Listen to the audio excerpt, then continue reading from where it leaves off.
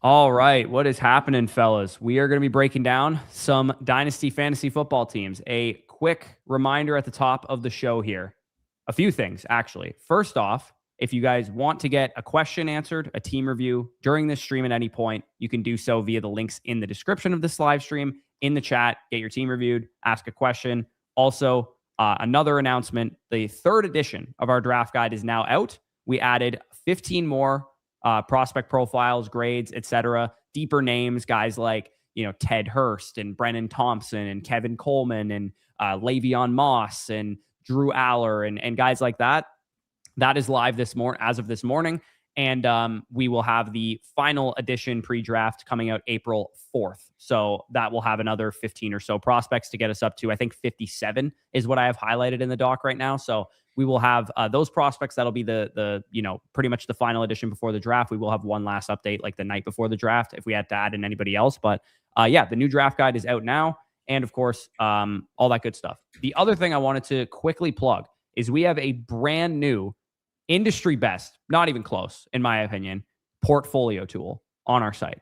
It is unbelievable. You can see Dynasty ranking portfolio, rebuilding. It's going to favor draft pick heavy teams, young player heavy teams, contending mode for those of you guys that have a team like my Debbie Degeneracy one, where Derrick Henry and Josh Jacobs, these guys are not going to rank as highly in traditional Dynasty rankings, but it actually pulls, as you can see here, select creator, it says underdog. It's pulling directly from underdog ADP so that you can see exactly how good your contending rosters are in terms of expected production. And again, you can do as you always did. Let's say you go to a rebuilding team like my Comedy of Errors one, click into the team. You can see based on that rebuilding mode, you can see how your team kind of stacks up. Again, it's going to give you a little bit more lenience as far as the picks. It's going to give you a little bit more upgrade as far as like young players and stuff. And going to be respect to Ian's tank, by the way. Yeah, respect to Ian's tank as well. That's Dynasty IM. But yeah, you can also see on the side here, wide receiver. Oh, how many shares? Who's my highest owned wide receiver? Jalen Coker. Not a surprise. Who's my highest owned tight end? Dallas Goedert, Harold Fannin. Also not very surprising. Again, you can see your entire exposures, your percentile as far as like what your portfolio looks like across the board. I wonder what yours says, Danny, just because you have a bunch of like monsters in yours. I'd be curious to see what your percentile of your portfolio says. But if you guys are in 10 plus dynasty leagues or even 5 plus dynasty leagues, this is an insanely good tool. So does that take every user on the site and determines what the average portfolio like value is? Yeah. And of course, if you guys are site subscribers, you can sort specifically by my rankings or by Danny's rankings. Here, let me see. So I'm on my portfolio. Are we going to add a best ball portfolio function? Yes. So Mason told me, I don't know if he wants me to announce this, but I'm going to do it anyway. Mason told me behind the scenes that he is building out a best ball product altogether. Like that will integrate, hopefully. I don't know for sure if Underdog's going to give him the clear to do this or not, but hopefully integrates directly into Underdog if they allow him to do that, and also has like a portfolio manager and rankings and all that kind of stuff. So yeah, average percentile is your average ranking of your teams in your leagues, is what Sammy just said in the chat right now. So across all of your leagues, it's like, are you 4th, 3rd, 5th, 3rd, 2nd, 1st, whatever, and that's kind of like how you get to the percentile. Here, so a couple of my teams. Okay, so this is the redraft. Everything else is synced now because a couple had to sync still. Top 75%. That's pretty good. That's a lot better than mine, actually. And Ralph asked a question: is there a way to see an individual team percentile wise, or just the whole portfolio? I think it says positional percentiles. If you click into the individual team, I don't think you can see an individual team percentile wise, but percentile for this individual team would be that you're in 2nd place out of 12. Yeah. So, I mean, you're in 2nd. Like, it's just a power rank at that point. Here. So here too. So 75%. My best teams in terms of pure roster value can be Ladster League, FSC Listener. Look at the CeeDee Lamb shares on this guy. Jesus Christ. 50% exposed, 9 shares, kind of insane to look at. I mean, we got a lot of nice looking players here, so we can't complain. I have some work to do on my portfolio, man. It's because I have like 3 or 4 teams that are kind of caught in limbo right now that I need to I might even make a video about that, like how to fix a team that's caught in limbo or something, and go through like my Flock Me Silly team is one of those teams, and really start to make a decision on what I'm doing with those and like send out some trades and that kind of thing. But anyways, that's our new portfolio function. What you want to know about Dynasty Best Ball, by the way? Look at the horses on this squad. Yeah. Dynasty best ball. No, for sure. 3 wide But yeah. receiver, 3 flex, 2 running backs, and every week we're basically getting Bijan, Gibbs, Genty, McCaffrey, Javante, obviously some depth there, and then like McLaurin, QJ, etc. linked into the lineup. Only tight end is like, ew. Okay, I'll keep us on track here because Yep. we could spend all day going through our teams. Oh yeah. Yes, AJ, we did draw for the league. Those of you guys who won, I messaged him. Yeah, I can quickly list all of you guys that won here. Jace Plant, Shady Sands, Slatquatch, Dr. Brian Harris, Big Web, who was a free entry, Blue Wolf, 2706, Jordan Bartholomew, JT Kang also was a free entry as well, YWL, and Ronaldo J25. We did roll 2 provisionals in case any of those guys say, hey, I can't join after all, or they don't get back to us in time. B. Kloss, Bailey, if you're in here, you are the first provisional if somebody backs out. And Arthur, if you're in here, I don't see you yet. You are the second provisional if somebody backs out. Unfortunately, AJ, you did not make it, but you're in like every other league with us, so I think you'll survive. Need to be in with Slat. Sounds like you guys are going to do a co-own thing, eh? Individual team percentile would be the best feature, to be honest. Yeah, again, that's just again, I'm pretty sure you're just talking about the power ranking individually in that specific league, but the portfolio percentile is across all of your leagues. So that does take into account everything. But if you want that team percentile just from a visual standpoint, if you want it thrown on there, I'm sure the devs could do that. So that's a good piece of feedback for us. But definitely check that out. If you guys are new to the site, of course, you can sign up now. And again, our third edition of our draft guide just came out. All right, what we're doing today, team reviews, trade questions, everything in between. If you guys know the drill, hammer the like button right now, and we'll give away some free trade questions, some free team reviews. We'll give away free team reviews today. If you guys hammer the crap out of that like button, we will give away some free team reviews. And yeah, celebrating the version 3 of the draft guide comes out. Let's get it kicked off with Baduki here. By the way, MFL integration team, by the looks of it. Some features may be limited. It's a disclaimer there, but this looks like our first ever My Fantasy League team review. And that's a good spot to be when you're already number 1 in the analyzer. So that's exactly. And it looks like the points for and the record and stuff, it's not able to pull some of that information, but you do still get the actual. You got a disclaimer from the site too. In beta, some features may be limited. Yeah, exactly. I don't think you can pull picks either by the looks of it for My Fantasy League, but this is still an upgrade for those people who couldn't basically get team reviews at all for My Fantasy League before. Defending champ Baduki here says, I also have the 203, 312, and 20.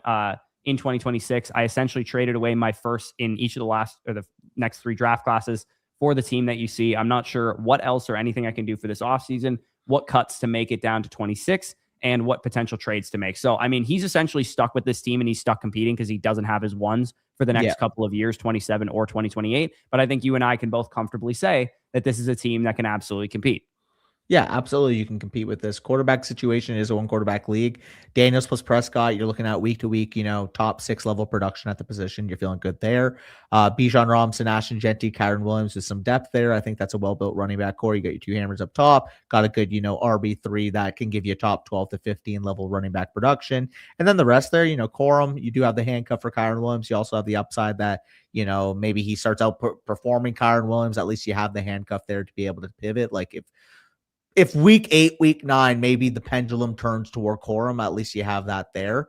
Giddens, we'll see what ends up happening with Jonathan Taylor this year. He's had big workloads. We've seen him kind of susceptible to getting hurt in the past. He had the big year in 2025. Maybe in 2026 he gets banged up. That would be good running back depth to have there.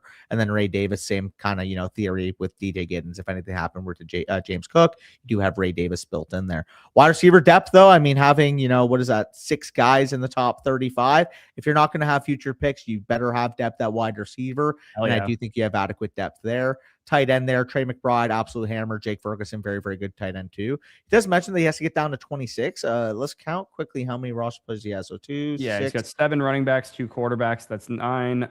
4 tight ends is 13. And then however many receivers 3, he's got 4, 5, 6, 7, 8, 9, 10, 11. What? He's at 25? Yeah, so he's under the limit. Okay, so he's under unless it's not showing us some of his players, it's possible that MFL for some reason only pulls 25 players. If he's got a taxi squad or some bullshit. Yeah, something like that. What we can see right now is you're under 26. So unfortunately, we can't really help you in that regard. I'm going to actually see if he sent because he's got a My Fantasy League review here. I just want to see if he sent me any messages aside. Okay, he didn't. Okay, just making sure. But yeah, this team is ready to compete again. Definitely try and run it back. Like you said, you ended up winning the championship. The 203 and 312. So he does have those draft picks.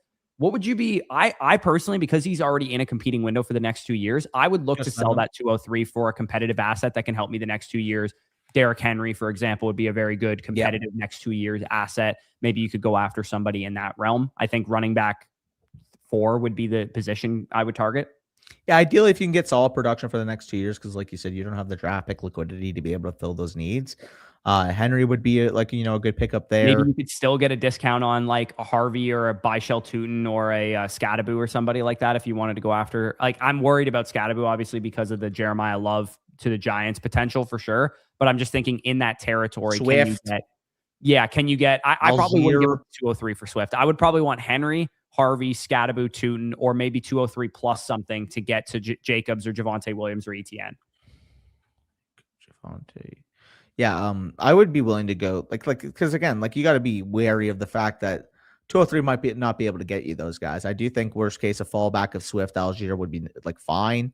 I would probably just rather draft a running back at that point. Personally, I'd rather take a swing on Price or Coleman or Catron or somebody like that. I'm assuming those guys are going to be gone in a 1-quarterback league. Yeah, that's fair. It's definitely possible that they are. But again, we're just spitballing here. You're obviously the defending champ. You don't really need to do anything. Like you said here, do I have to really do anything? Not really. But that's one piece of advice I would have. It's like that 203 potentially going to get a competitive running back, because it's not like you're in a position where, yes, you could hit on a Catron Allen at 203 or something, but why even take that risk? Just go get a guy who can help you, because you're in a situation right now where you need production. And at 203, we're talking about like a 25-30% hit rate type of fantasy asset anyways. So you might as well just go trade that for Derrick Henry or trade that for, somebody in that realm if you can get them. But yeah, definitely way too much positivity in the chat. What's up? Everyone in the chat, appreciate you guys in the chat. Again, if you want free team reviews, hit the like button. Once we get to a certain number, 50, let's say, we'll give away some free team reviews. Also, I saw a couple suggestions from Dylan. Dylan, if you have more suggestions on the portfolio manager, when this stream is over, leave them all in the comments and we will pass them right along to the devs. And I guess that's a good idea too. If you see like if there's somewhere in the back end, obviously we could point to the devs, but basically the roster value of a team, how it stacks up in the entire portfolio of everybody on the site. Oh, okay. Yeah. I think that's what they mean. Much work that would take to build out for them. And maybe that's even what's happening now. I don't think it is. I think it is just your leagues, your power that's what I mean. It's averaged essentially. But that's what I mean. If they have the value base of all the teams in every single league based off on a per user basis, I'm sure there's some type of list in the code.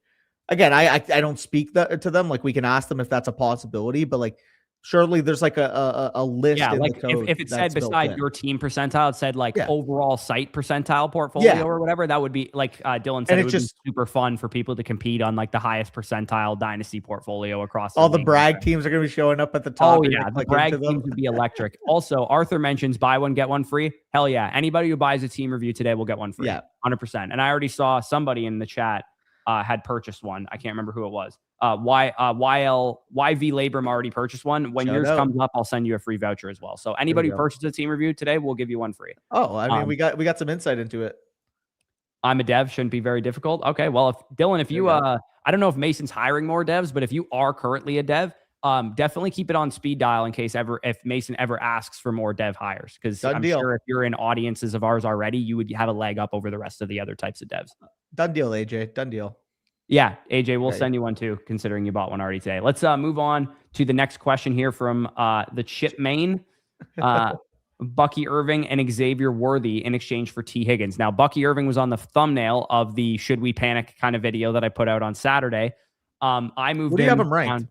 RB13. So he is right ahead of Trevion Henderson for me. Him and Henderson, I feel very similar about. I don't know what their role is going to be, but I believe in the player's ability. That's kind of how I feel. You have Breece Hall above Bucky? Yes, I do. Interesting. So I trust Breece Hall's workload a lot more. Yeah, no, that's interesting. I think that's reasonable. They both had relatively similar points per game last year. Although, I mean, realistically, if Breece is back, you're banking on the workload. So it makes sense. Okay. They're neck and neck for me at 11 and 12 behind McCaffrey and Chase Brown.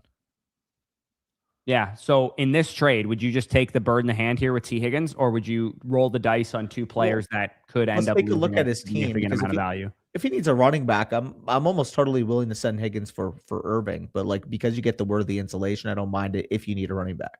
Yeah, I want to see maybe is there something we can add into this trade potentially? Well, click the team. I'm just curious. Does he have it linked? It's not going to link.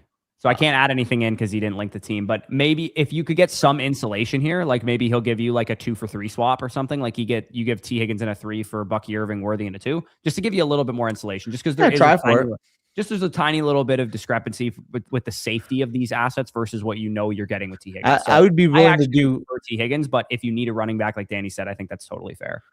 Yeah, like would you rather have a 2027 2 and 3 or Worthy at this point? 2 and 3, depending on where they like mid projected. Yeah, we'll just say mid projected. I would take the gamble on Worthy at that point, I think. But if you tell me I can get an early 2 for Worthy of any kind, I would take it. Yeah. Just interesting because I think that's probably about an even value there. Like if you wanted to go the pick route too, you could do that. Maybe you can even get 2-2s. Like, I don't know, play with it, see what you can work with. But realistically, if you need a running back, I don't mind buying Bucky at this price. Yeah, no, for sure. Like the way that I view Worthy specifically is like, hey, if you're interested in Xavier Worthy and you believe in him, you think it was the injury that caused the downtick in his production as a sophomore, then by all means go and buy him. But I have a lot of shares of Worthy already, so I'm not buying anymore. That's kind of my opinion on Xavier Worthy, the asset in general. The site is crisp. Holy shit. Yeah, appreciate that. Yeah, the portfolio manager was a huge project. That was months that the devs had been working on that. So can we discuss the most 27 seconds? Yeah, very, very valuable fantasy asset. And to answer Dylan's question, we are going to be doing the 2027 first initial tier list this week. And we're going to do a 2026 top 24 this week. Because when the first edition of our draft guide came out, we did a top 12. Now that we have enough players to talk about top 24, we can talk about a top 24 as well. Spoiler alert, last time we were speculating on Ted Hurst. Now we can confirm that the kid can play a little bit. The kid can play. Exactly. So top 24 tier list for 2026, top 24 tier list for 2027. And I have a really creative video idea that I've been kind of percolating on for the last couple of weeks, where I go through and I compare just FSC grades versus FSC grades from all of the last couple of draft classes and kind of show like what was the expected hit rate overall of the 2022 draft class? What was the expected hit rate overall of this draft class versus the 2023 draft class? So that'll be a really fun video that I'm going to be doing as well. Jared, what does that mean? I just read that and I'm like, what does that even mean?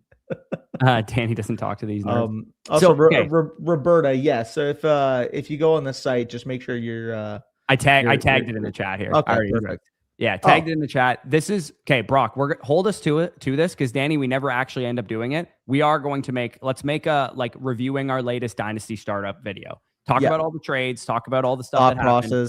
We're gonna do it. We always say we are going to, and we never do, but this time we're going to do it. We are going to do it. So we're starting obviously we just drew the names. The draft will probably be done in mid-April or something. We'll do a video then when it's done there. Okay. The only request I have is for those of you that are in the league. I'm not saying do anything that is not, how do I put it? Don't do anything that is not optimal. But also, I want to see you guys getting active, answering these fucking DMs. Me and Bush are going to be fucking DMing throughout the startup when we want to move up, when we want to move down. You're psycho. And you should already be doing this anyways. But I'll tell you what, if we're making content on the league, I don't want it just to be I message someone and it's dry in the inbox for fucking 15 hours. That's not what we're in it for. No, we want you guys active. We want you guys all the deals, all the stuff that happened, grading the teams, etc. I think that's a really fun idea. We can only be as active as the league is. If the league isn't active, then it's not going to be fun for everybody. But obviously, again, do what's so many of you OGs in this league too, Slatquatch and Jace Plant, all you guys that have been in leagues with us before. So I'm confident it'll go very well. AJ Brown for Trevion Henderson. What do you like here? Give me I have Henderson higher than you do. So let me just quickly double check the situation of this team. This guy is AJ Brown's his wide receiver 8, 9. Yeah, I'm going Hendo all day there. Yeah. I personally would actually if it was all things being equal on a competitive team, I would prefer AJ Brown. But knowing that AJ Brown is a throwaway wide receiver asset for you, and you have an absolute monster, and you can afford to take the risk on Trevion Henderson really smashing, I'm cool going with. I have AJ Brown lower than you do. I have AJ Brown. Where is he ranked? Red. Sorry, these colors are throwing me off. Okay, no, I don't have him that far lower. I have him at 70. You have him a little lower. Yeah, than I got do. him quite a bit lower. Also, Matt Hansen, he Or a purchased little a bit buy, higher. sell, hold report with this team review. Matt, I'm going to send you a free team review voucher. Right now, we are reworking the whole buy, sell, hold report thing. And what's going to end up Yeah. happening for those of you guys that are curious is when you buy an annual subscription, right now, you just get the free live team review. What's going to end up happening is you're going to get what we're calling the Dynasty Decisions 2.0, which will be essentially a screen, like a graphic of your team, moves to make, weaknesses, strengths, etc. And you'll get that as part of your first team review when you sign up annually on the site. And you can also purchase that product. It'll just be a tier 2 team review, similar to, if you guys know and or follow any of the other creators on the site, that's essentially how it works for the domain guys and for the land guys and for Mason. And we will also be kind of doing the same thing. Right now, the buy, sell, hold report, we're not happy with the product and we want to make it a lot better. Matt, though, in the chat here, Pillagers, he's doesn't have any specific questions. Let me double check on the side here if he did ask me anything in the DMs. But this is the team. It's a 2-quarterback, 10 team start 10. Caleb Williams, Justin Herbert, Daniel Jones, Marion Hampton, Tootin, etc. They're a little bit weaker at running back, a little weaker on the wide receiver depth, but you do have some sneaky like Dobbs, Higgins, Parker Washington type of assets that are interesting. Tight ends definitely set between Kraft and Kincaid. Also in possession of the 105, 205, 305, 307, and 405 in this year's rookie draft. I mean, in an ideal world, you'd be able to get a running back at 105, but unfortunately in this class, there's just not one worth the 105. So this is going to be like a Jordan Tyson, most likely, that you're getting at 105. Maybe you get Fernando Mendoza, or you could sell that asset, trade down, trade up. Yeah. I think that this is pretty cut and dry. What I'd be doing in the rookie draft is just probably taking Jordan Tyson because you could use the receiver influx of talent. And 205, hopefully you're able to get a running back there. Maybe you sell that for a competitive running back. But this is a team that I look at and I go, this is a team that's not reached maturation yet. Everybody's young. Yeah. Everybody's still getting better. I'm looking to kind of spend picks, collect as many picks as I can, take as many dart throws as I can. Yeah, I think ultimately you're kind of just not in the true. How do I explain it? I don't want to say you're caught in limbo because you have the assets to be able to get out of it, but also at the same time, like there's no real calling card on this team right now. Like you got Caleb and Herbert, that's your calling card at quarterback. Yeah, that's the calling card. The top 2 quarterbacks, yeah, calling card for sure. You're locked down. Realistically, wide receiver, you probably need like I would say one other like true needle mover. Yeah. Running back, obviously, like if Tootin was your 3 and you had like a Chase Brown mixed in there, I would feel better. I think with a Chase Brown on this team, it's probably competitive. Yeah. Like you add, let's say you hit on Jordan Tyson at 105 and you add in like a young running back, like, Bucky Irving or somebody in that realm, you'd be looking at a team that actually is competitive right away. It's just, you're about one really good top 3 round redraft running back, top 3 round redraft wide receiver away from being a competitive team. Yeah, no, I'm curious what the other top teams look like because like, I guess that's also my worry is like, is this going to be able to take down? I mean, this team's a fucking unit. Like that's why I'm saying like keeping the young theme, adding picks. Would he not almost be better to be proactive with this team, knowing that those teams are in the league? Well, yeah, but like my point with this team is that it already is like that. Like there's nobody that I look at and I go, you got to shed that asset. Like maybe Aaron Rodgers because he's old, but like other than him, like everybody else is kind of cheaper and younger. And I guess my issue is like I think the problem is like I kind of want to pick a side with this team because the way it is, you're not going to beat those top 2 teams. And do you have the assets in the future to really overcome them within the next 1 to 2 years?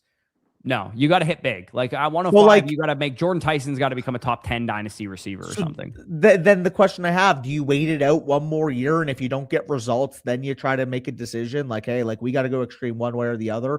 We either got to buy like top end productive older assets or we got to kind of strip it down to the bone. Well, yeah, that's why I said like at 105, if you go, hey, I'm not one Jordan Tyson away from having a really good team. Maybe somebody from 109 wants to trade up for 105 and give you 2 2s next year or something. And you're able to collect assets, build up more 2027 capital, and build around Malik Neighbors and Hampton and some of the guys that you have there. The one guy that I would say is maybe a sell high candidate is Chris Olave, just because he just had a great season and he still does have those concussion issues. He's in his if you prime could tier down and collect a pick from Chris Olave, like somebody offers you, let's say, Xavier Worthy in a 27-1 for Chris Olave, it's like, okay, I get a young receiver and I also get a 27-1 to push my winning window back a little bit. And ideally, if you do that, try to get the 27-1 not from one of those top 2 teams. Yeah, yeah. So that's maybe the type of asset movement that I would try and look to do, because this team is probably 2 to 3 absolute stud running back and wide receivers away from It, actually competing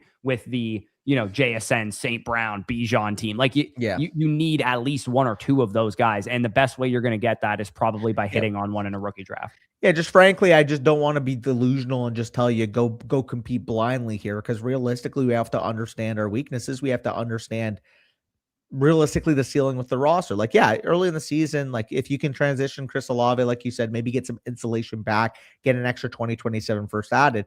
If your team's giving you good signs, then like, sure, see it out. I'm fine with that. Maybe add a piece or two. But at some point within the next year, you're going to have to come to the decision. Like, do I want to get the McCaffrey, the Adams, guys like that? Or do I want to instead shred this team of the Jordan Addison type, shred the team of let's just say Bashal Tuden has a good second year and he's coming off a 1,000-yard rushing, 400-yard receiving type of season. Yeah, kicking the can down the road seems to be like Romeo just rips off 4 touchdowns at the beginning of his Patriots career, and you can maybe cash out for a 28-1 or something on Romeo Dobbs. Like, that's something that we'd be looking to do. So yeah, being proactive, knowing that you are probably clearly, 4th or 5th best in this league right now, in the 4th or 5th best position. Like, these guys are just, they're so dominant as far as the production and the assets that they have, that you are going to need to hit on assets like that to be able to compete with them in the near future. Yeah, it's just the unfortunate part of being in a league where you got guys that have absolute monsters. Because if you just said so if the context was just like that guy with the orange excuse, I think his name is the number 3 team, orange S, whatever that says. Orange excuse. That's crazy. Yeah, I don't know what it says there, but like if that was say the number 1 team and you were number 2, I'd feel a lot better, because it's like, okay, this guy's probably going to add a Jeremiah Love or asset value similar to Jeremiah Love, given that he has the 101. Probably, but there's no bums in this league based on the top heaviness. Yeah, there's some dog water teams in this league, unfortunately. That's what I mean. The unfortunate part of being a competitive team in such an up and down league like this is it's going to be so hard to strip it to the bones, where you might have to, for what it's worth, because there's just so many shit can teams. It is a 10-team league, for what it's worth. So any first that you're getting and whatnot are top 10 first as well. And yeah, like the proactive moves on the margins, like, yeah, but again, like, it's just so hard when you got so many teams that are just the extreme one way or the other. Like, when you're middle of the pack, like, sure, you can bank on getting an upset in the second round and making the championship, but how sustainable is that long term? And on top of that, it's even harder to tank when there's just absolute shit stains that are giving those top 2 guys plus deals. Yeah, for sure. So Matt, again, I appreciate you buying a buy, sell, hold report, but again, we're going to pause that product for now until we redesign it, which is going to Chris Olave would be on that for you in terms of yes, he absolutely would be. Yeah. And the new product is going to be much better, but we sent you a free team review voucher in the meantime. So because you did pay extra, obviously, for that team review, thinking you were getting a buy, sell, hold report, but we are going to pause that product until we redesign it, and then it'll actually be an annual subscription. Gimme. You'll get it every time your annual subscription renews. So Shooter McGavin here. Didn't realize I had the voucher still. Thanks, boys. Well, appreciate that. Ralph here has Devon Achane for the 107 and 27 first. Ooh, that's a lot of value to pass up. So I saw Ralph in chat, I believe. Any context for where that first is? It's going to be from the 5th place team, I believe. It looks like he made the deal already by the looks of it. Okay, or no, sorry. He's the one. He's the one he'd be selling for Devon Achane. Oh, got you. So you have your team. I mean, you have Allen and May and Chase Jefferson and these guys. My question though here is, like, this team is very shallow as far as like the assets that you have. Like, yes, you have some absolute wagon assets, but there's no depth virtually. Like, Achane is your only running back when you make this move. Question I have then. This can sound crazy. Just hear me out. Do you move one of those Godfather quarterbacks into? Yeah, this is the type of team where not only would I move one of the Godfather quarterbacks, I'd also consider moving Jamar as well. If somebody was going to offer me Malik Neighbors in a future 1 or something like that, like, this is the type of team. I wouldn't do that.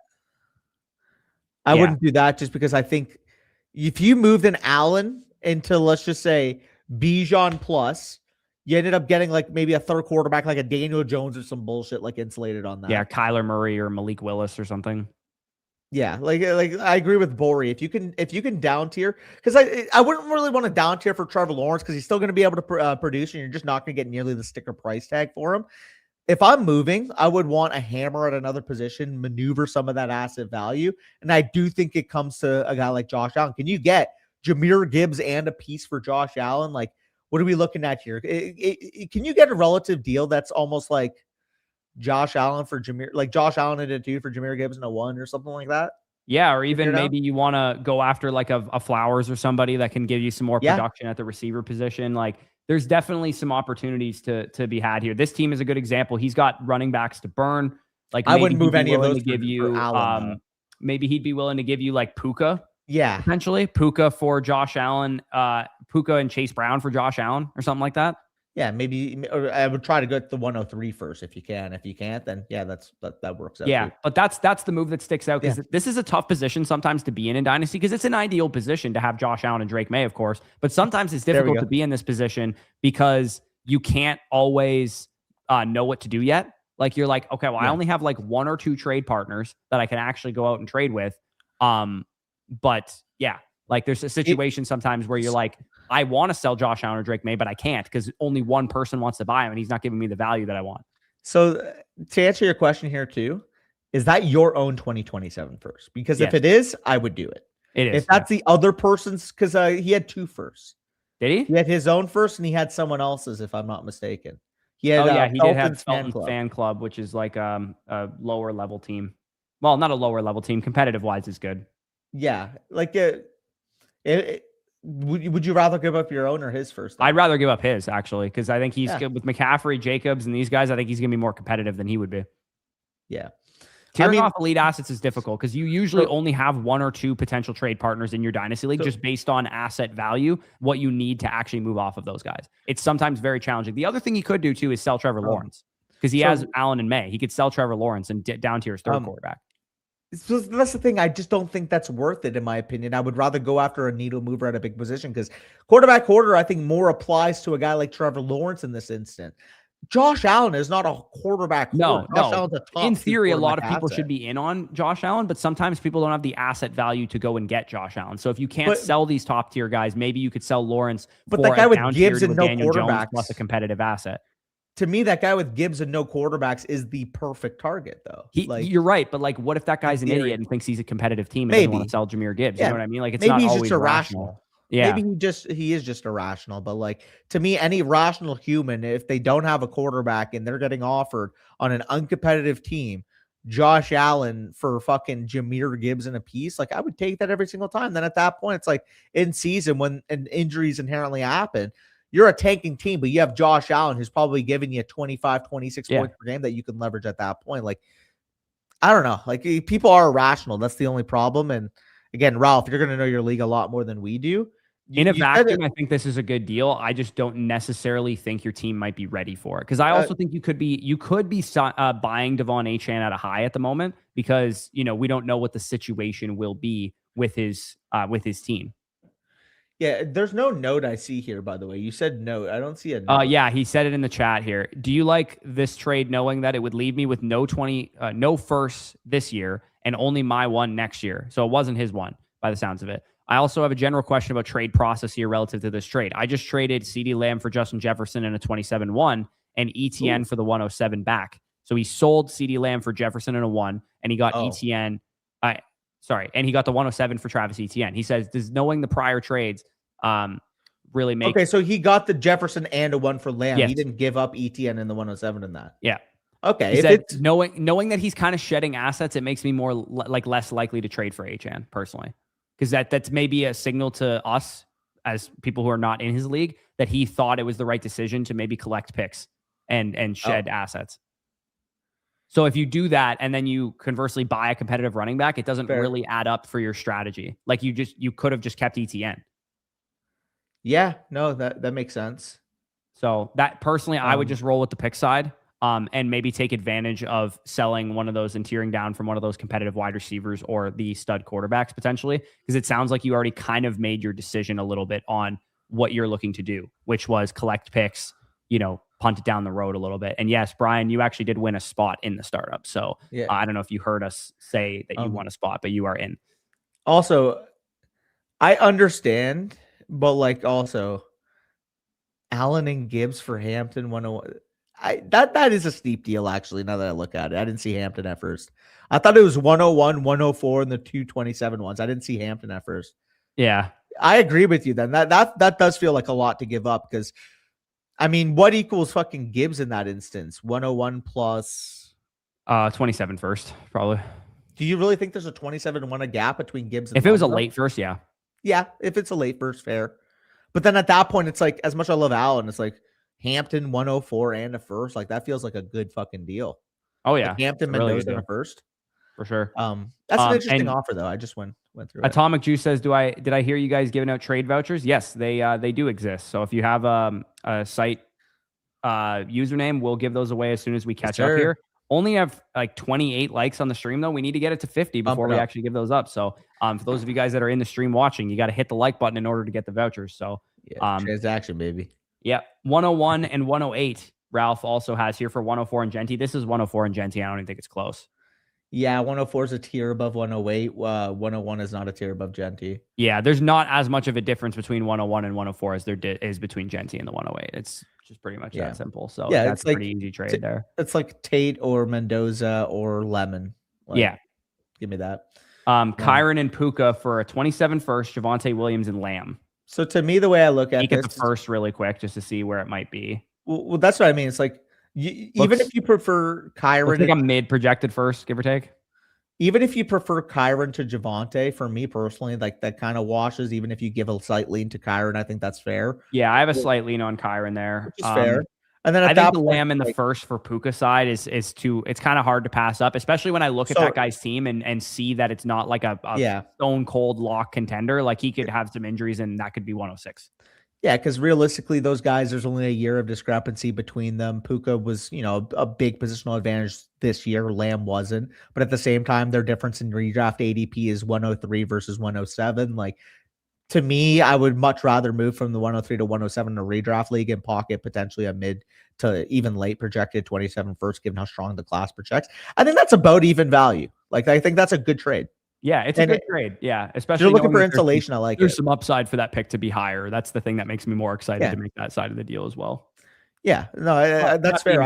Puka and Kyron, they might be on the best team in football. Like that's hard to give up. That's a really difficult thing to give up in a trade.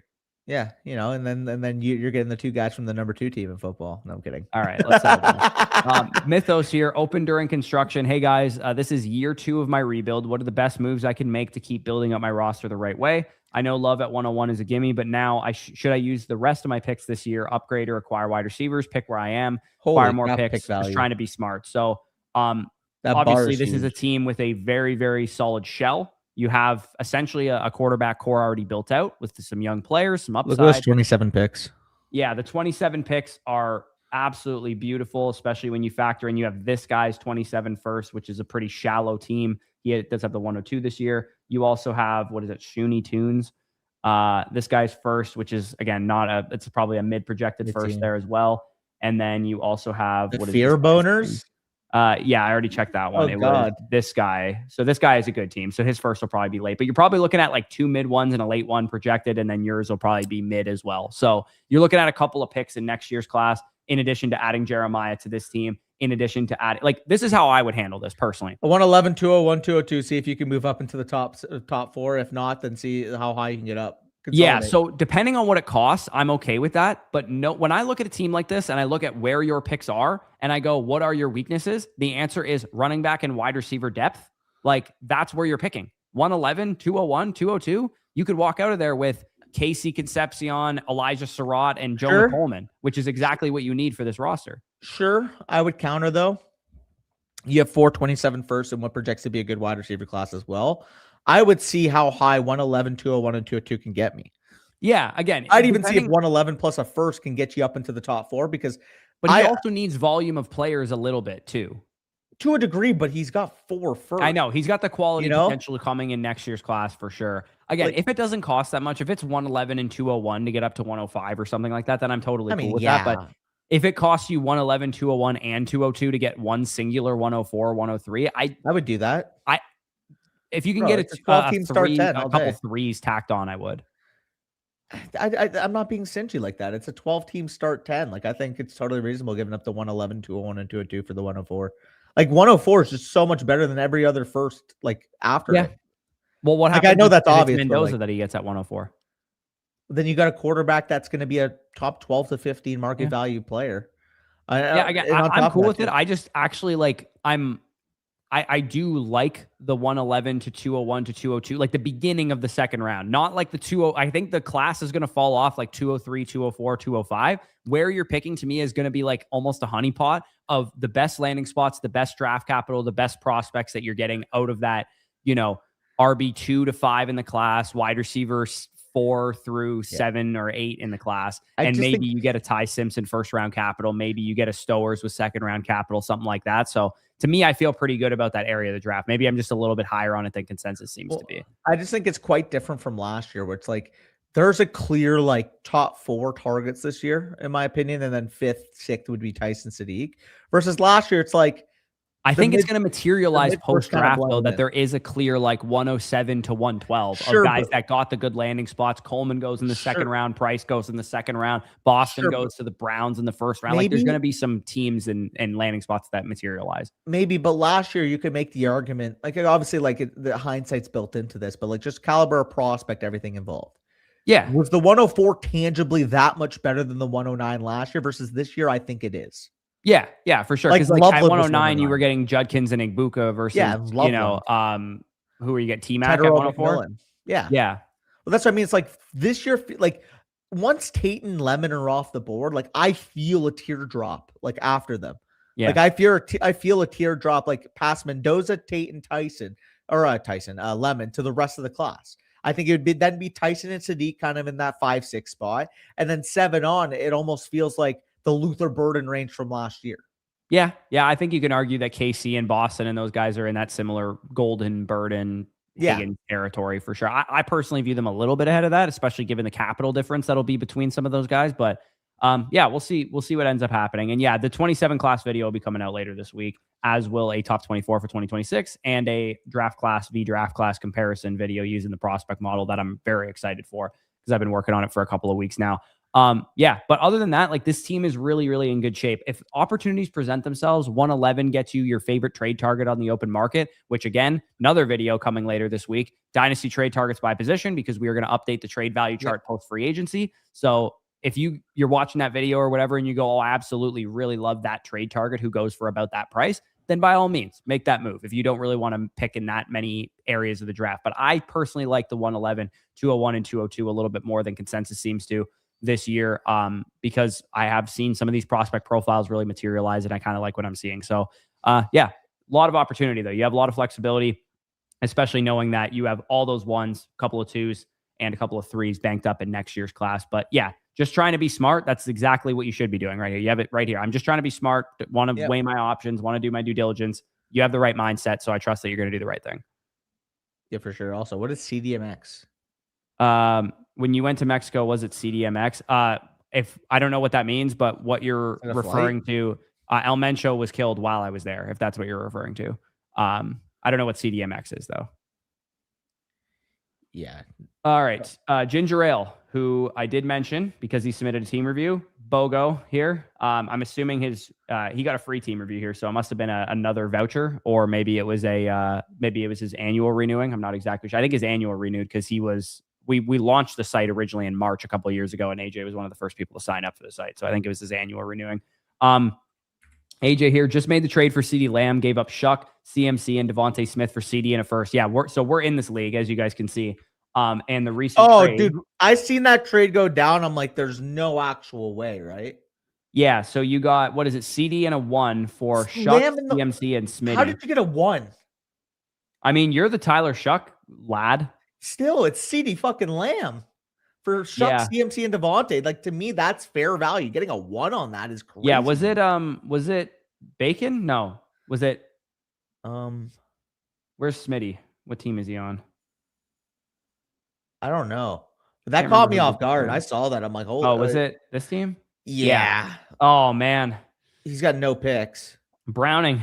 I have his pick, actually, I think. I mean, so he goes all in because he wanted McCaffrey, which makes sense. I get it. I just think that this is a really shaky ground that you're built on. You're built on shaky ground here. So, I mean, AJ, this is a very prudent move on your part, because if DTB Browning suffers some injuries, you are going to be chilling. I love Oh, not he being bought the able to bundle. load. Okay, yeah, that's something we've also never advertised, by the way. We have a bundle where you can get a team review, start, sit question, trade question. It reduces the cost overall of that. So if you guys are curious in the bundles, check those out. But yeah, very smart move by AJ. I mean, you got a relatively shallow team's first round pick. So a couple of injuries for DTP Browning, and you're going to be chilling on the 105 in next year's class or something, which is crazy considering you got the best player in the deal as well with CeeDee Lamb. You know what's crazy to me is I've spent so long trying to get CeeDee Lamb from him, and he was like, he's the one guy I want to keep. I'm going all in, but he's the one guy, and I could never get him off of him. And then now he sells him and a first for ancient. I know. I wish I would have reached out. Because this is a team. I mean, this is no flocking, right? Yeah, this is my no flocking. I would have loved CeeDee Lamb on this team. He would have been perfect for my team because I need a needle moving receiver like that. Like fair play, AJ, you cooked, but also I think I have his 27-1. If I'm no, I have his 20. Oh, I have his 2028 one. The team could be in the fucking dirt by then.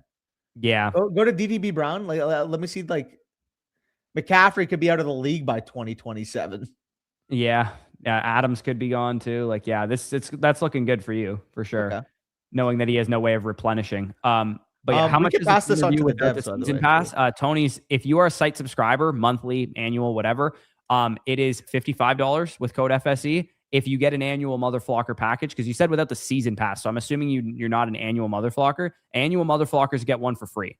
So that's the cheapest and most cost-effective way to get it, is that you'd have site access from now until next March 16th, and you would get it for free as opposed to just paying $79 without being a site subscriber, $55 with a code FSC monthly subscription. So that would be the most cost-effective way for you to get that. I am, by the way, I am so stupid. I said, oh yeah, I got his 27-1. I think he literally dealt the 27-1 in the trade. That's crazy. I had the 28-1 though. Also, keep in mind, my team's number 2 there, and that's including the fact that we don't have 2028 picks valued yet, I believe. Yeah, and I have 3 or 4. You got a wagon of a war chest of assets in this league. I don't have any of those teams left in my portfolio. Like all of those like war chest of asset teams were in the 2024 class usually. And then I started to take those picks and make those players. And I don't have any like straight up orphan caliber rebuild type of teams anymore because for the last 2 off seasons I've gone a little bit more competitive in the startup. So. I need to maybe it'll be it's something for my strategy in this startup that we're about to do is maybe I'm going to be the team that's collecting picks or whatever. But yeah, also Dylan, I am not taking Julian Sand with any of those first. Tony's, you can get a team review without the subscription. It's just more cost effective it's actually cheaper for you to do a 1-month subscription and then buy the team review. It actually save you like $10 in that situation because it's $79 for a team review with no subscription. So that would be the most cost-effective way for you to do it. Just get a 1-month subscription, check out the site, use the new portfolio tool, and then buy the team review there. But again, the annual subscription is the cheapest way to get that. But anything else on AJ's team in this league? We look at it and it looks like a wagon here. So he's got a great team. The funny thing is too, because go to Shaken. Shaken's got a really good team as well. He tanked the first couple years, I believe, and then he built in kind of a wagon there. So he's going to be competing for a little while now. He was 12-2 this year. And the other team in terms of top value is mine. And as you can see here, I'm 12 at running back. I'm 12 at wide receiver. And that's like realistically, I have 4 tangible players on my roster. Rolo's team is decent as well. Like he's got some good competitive assets. My team was so hurt last year and underperformed. Like BTJ and Harrison, those guys underperformed last year. So my team's a little bit on the sketchy side because I was coming out of my rebuild and my dumbass traded for some competitive assets and that trade did not work out. Like I traded for Tyreek who got hurt. I traded for Ayuk who was Ayuk. Nothing will beat, by the way. Speaking of Tyreek, I traded for, which is dumb as fuck. Nothing will beat an FSC Listener League Dyno when Tyreek Hill was the 102 in terms of ADP, and that was before JSN broke out. And I'm like, I got so much depth. I'm probably going to take an L long term, but I traded fucking JSN for Tyreek Hill. And then in the next year and a half, I had to watch what unfolded. Yeah, I remember in that league, was it Clowning Dion's or somebody traded me Rashad? I had Rashad Bateman and he had Nico Collins and he just sent it to my offer inbox before Nico had broken out. And they were both just like, year 3 wide receivers who hadn't really done anything at that point in their career. He's like, hey, you want to swap Bateman for Collins? I'm like, sure. And I ended up getting Collins for Oh my Rashad Bateman. God. Hilarious. And at the time, it was probably looked at as just like a nothing. It was just a wash of like, think about third-year receivers right now, guys from the 2023 class that haven't really done much. If you swapped Jaden Reed for Tank Dell, would anyone really care? Yeah, no, that's a good point. Yeah. So moving into the next question here from AJ, he says, I can't properly insert the deal. Check the league. Okay. Get Matthew Stafford. What the fuck? What league is this? Yeah, AJ, you're gonna have to tell us what league this is. Well, I'm gonna check no flocking really quick. See if his team. Oh yeah, we can check the team for sure. This is Flocking don't right? give a flock, maybe. Hold Flocking on, I'll right. know by looking at my team. Flocking right, I think. Yes, flocking right. So he made a deal in that league. In flocking trade is now pending. He got Menengai, a Devi 2, and a Devi 3 for Stafford. Okay, Devi 2, Devi 3, and Menengai for Stafford. Seems reasonable. I mean, that's fine. His team in this league is really tearing it down, if I'm not mistaken. Or no, he has a big Devi pool, though, if I'm not mistaken. I think he has like a couple of really good Devi players. Yeah. But yeah, that's a fine trade. I mean, you didn't need Stafford. You had Daniel Jones, Jordan Love, and Joe Burrow. So I think that's a fine trade. I have 3 Devi 2s and 2 Devi 3s in this league. I'm going to have to recoup asset value, though. Yeah, Devi leagues are fun as fuck, man. They're always really fun. They're a good time, no doubt. But yeah, that's a fine trade for sure. I got Malik Willis in this league. Let's go. How many flocking names are there? Every single listener league we do has a different flock related pun. Just so you guys are wondering. Like this year, this league that we're about to do is going to be like, I don't know, flock me sideways or something. Like it's going to be like flock me sideways. Flock me sideways is a good one. I just came up with that in the on the spot there. So no flocking was definitely the best one. That's for sure. Like that was. There's no beating that. Like flock me silly was fucking good too. Flock me silly was great too. But I tweeted out a couple weeks ago. I'm like the is the prospect a baller test is play no flocking on full blast and watch their highlight tape. If it syncs up and you're like, oh my God, this goes perfectly together, that's how you know a prospect's a baller. Luther Burden would have aced that test. The fuck? Yeah, you know who else aces that test? Jadarian Price.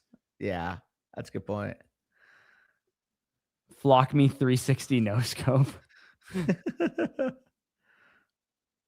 Also, all the fucking propaganda on Luka MVP now is fucking hilarious to me. All right, no one asked. All right. Well, I'm just seeing it on Twitter by the way, I was at the Raptors Pistons game yesterday, and it was a fucking great game. Oh yeah, because what's his fucking name? Didn't Cade have like 25 and 15, or am I tripping? Yeah, Cade had a great game, but Ingram kind of alphaed his ass the whole. Like he like as far as like best player versus best player, he was the one who had the better game. And Scotty, like it wasn't a stat sheet filler the game that he had, but he played so unbelievably well on defense. Wait, Jakob had fucking 21 points and 18 rebounds. 18 boards, yeah. We were bodying them. Like Duran was getting bodied on the boards, man. It was insane. Yeah, no, this is a typical fucking game. Of course, my dumbass nailed a parlay, a 5-leg parlay, and the only thing I got wrong was Duncan Robinson threes, which feels like the lock of the century because he had fucking 5 fouls and he had 3 in the first 12 minutes and he got subbed out for most of the game. Brutal. Well, speaking of basketball this weekend, real quick too, I know you didn't watch this, so I'll explain the scenario to you. The Lakers were down by 3 points at the end of regulation. Right, okay. 116 to 113 against Denver. Oh, I actually did watch the rest of the end of this game. Yeah, Austin Reeves gets intentionally fouled, makes the first one, throws it off the front rim, grabs his own rebound, and hits the buzzer beater to send it to overtime. And then Luka hit the buzzer beater in overtime to beat Denver. And it's like, as a Lakers fan, like seeing how bad, like, dude, they won, I think, like 17 out of 20 games against us in like a period stretch. Then we got Luka, and we've won 4 of our last 5 against them. And it's like, schematically, tactically, it's like when you have like a different type of player to represent it to that challenge, like it can change a rivalry so quick. Like they beat up on Anthony Davis and LeBron James for so long because we're, more of a physical, defensive, trust AD around the rim. But Jokic was the one guy that always get him fits. And since we got Luka, it's like, oh, you want to go shot creation demon mode? Well, guess what? We got another guy that can do that on our end. So Jokic, you want to go crazy? We got a guy that can go score a 40-point triple-double in this league. This is a good point, by the way.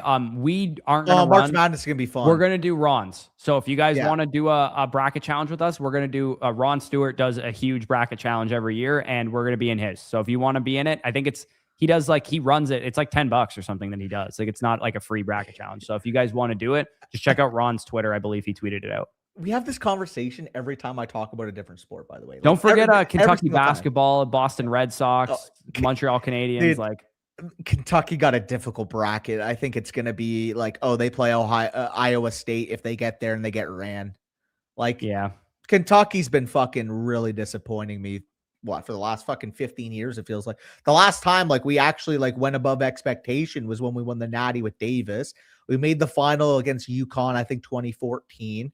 2018, I believe we went on another run. Did you do anything? John Wall was a Kentucky Wildcat, wasn't he?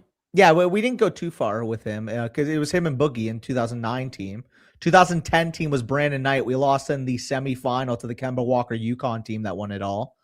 Trying to think, there was the year when we had the Twins. We went pretty far. We beat Michigan on that run, and we lost to UConn again, except this time in the Natty, like I was saying. I think that was 2014 or 15. No, 2015 was the best stacked talent college basketball team of all time. Jamal Murray team? The year before, where we had fucking Karl Anthony Towns, we had fucking Devin Booker, the Harrison twins, I'm not even joking. You go back and you look at that team, there was literally 8 or 9 NBA players on it. Lost no games throughout the year, and then lost in the semifinal to Frank the Tank in Wisconsin. Only loss of the season in the semifinal. Wisconsin got blown up by Duke and Jahlil Okafor in the final. Yeah, and my claim to fame, you've tackled Chase Brown before. My claim to fame is that I hit a 3 on Jamal Murray when he was 14. So, Jamal, and spoiler alert, when I do my bracket, Michigan will be the team I pick because I'm not even a Michigan basketball fan, but holy fuck, they are loaded. Wouldn't that be so much easier? But it's not my choice. It's the team that I watched when I grew up was Kentucky because honestly, you mentioned John Wall. I'm going to cheer for the Longhorns, even though I don't have a college basketball team. So I'm just going to cheer for the Horns. I don't mind seeing Michigan do well, but full-fledged, when they've played Kentucky, I always cheer for Kentucky because I'm a Kentucky basketball fan. You know what I mean? I'm not.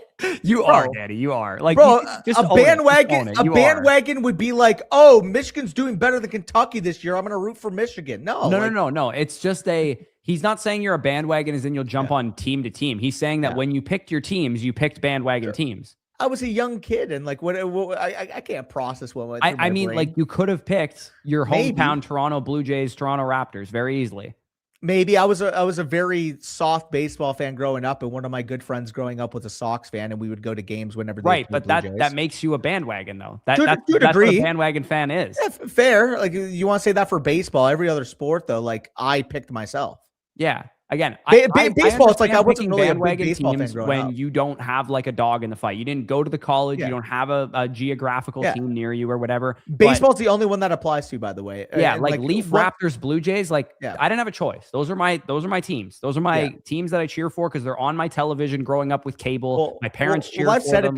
That's what I was cheering for. People will get on me for Montreal. Corey, what was the farm team for Montreal when I was young? Yeah, Hamilton. But I'm not getting on you for Montreal. I'm saying the Lakers, the Red Sox, and Lakers. What was marketed growing up in the mid 2000s as a kid? What was marketed to you growing up as a basketball fan? The Toronto Raptors, Danny. We have laws in place that make Canadian content. Who was the most marketable player in the league at the time? Kobe Bryant. I became a big time Kobe fan when I was fucking 7 years old. Yeah, again, but that's a bandwagon. That's a bandwagon. Sure, I was a Kobe fan, and because I was a fan of Kobe, I became a Lakers fan. That's a bandwagon pick, though. If people want to classify as that, so be it. But it's not definition of bandwagon. You pick the best player in the league instead of your hometown team. That is a bandwagon. I think a bandwagon is, you see who's doing well in the current standings and you choose to root for that team. Yeah, the 4 championships that the Lakers won when you were a child doesn't count. When I started watching the Lakers, they were not that good. The next 2 years, obviously, they went back-to-back in the finals. But the year that I watched them, was right out the year after that Kobe dropped 81 in Toronto. And those teams were like, they would always lose to the Suns. They would always lose to like better. I could have been a Spurs fan at that point. The Spurs were like the dynasty right then because the Lakers fixed their run in the early 2000s. You didn't watch Andrea Bargnani, ergo you any other team you pick other than the Raptors is bandwagon by definition. No, quite the opposite there, Donnie. Quite the opposite. Red Sox, just as bad, but not the same. Other than that, if he wasn't a Yankees fan, we all knew he was going to be a Dodgers or a Red Sox fan. So I'll give you credit on the Red Sox. When I started watching baseball very casually, it was with my friend, and he was a big Red Sox fan.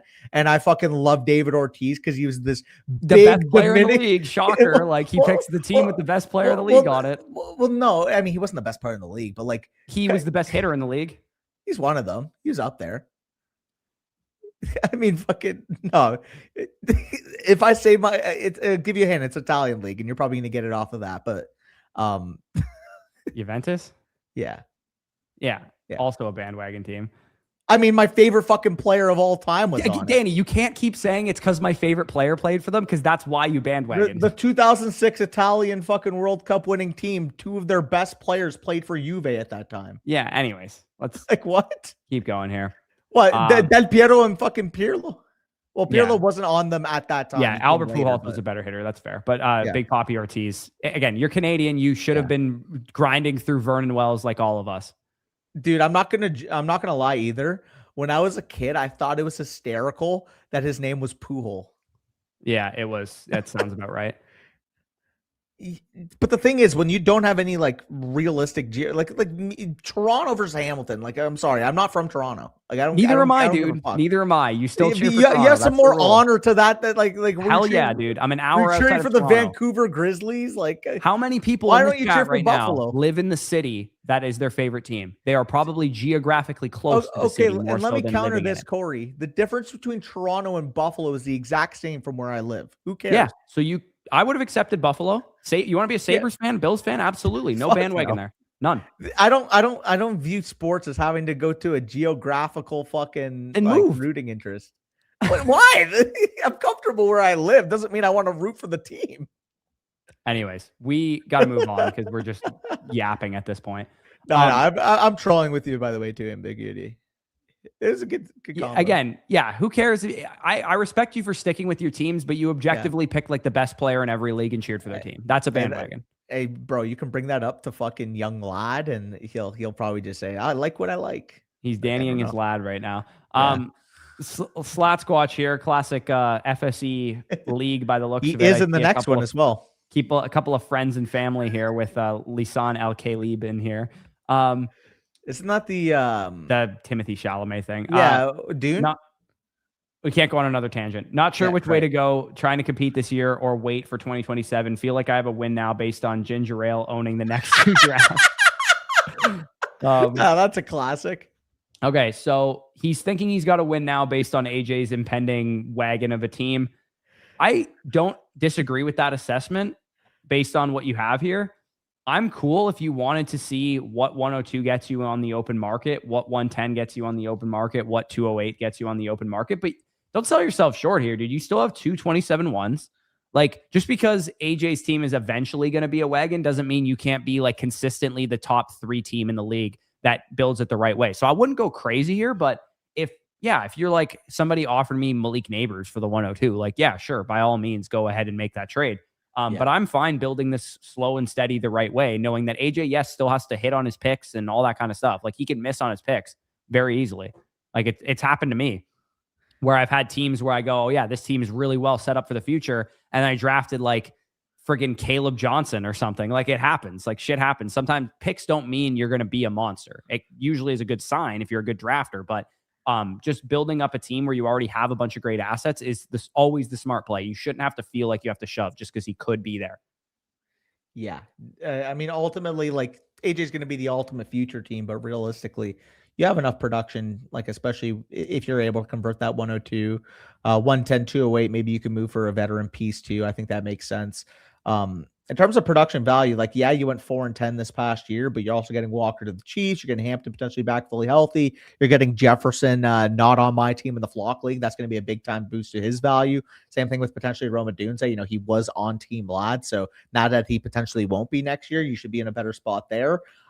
Even if Kittle starts slow coming off the Achilles, I do like the combo of Brenton Strange, plus assuming David Njoku probably signed somewhere on like a 1 year, $10 to $12 million deal is probably what he's. Yeah, he'll get it. I think the Dolphins landing spot's looking nice for the prediction. Oh, that'd be great. I think it's one of the few tight end landing spots available right now. Is that where you had him? Yep. Yeah, no, that's a good spot for sure. Yeah, because the Eagles ended up bringing back Goddard too. Yeah, which I love. As you saw when I did the portfolio review, I have a lot of Dallas Goedert, and him being on the Eagles for one more year is the best place he could have been. Yeah, you cannot complain there.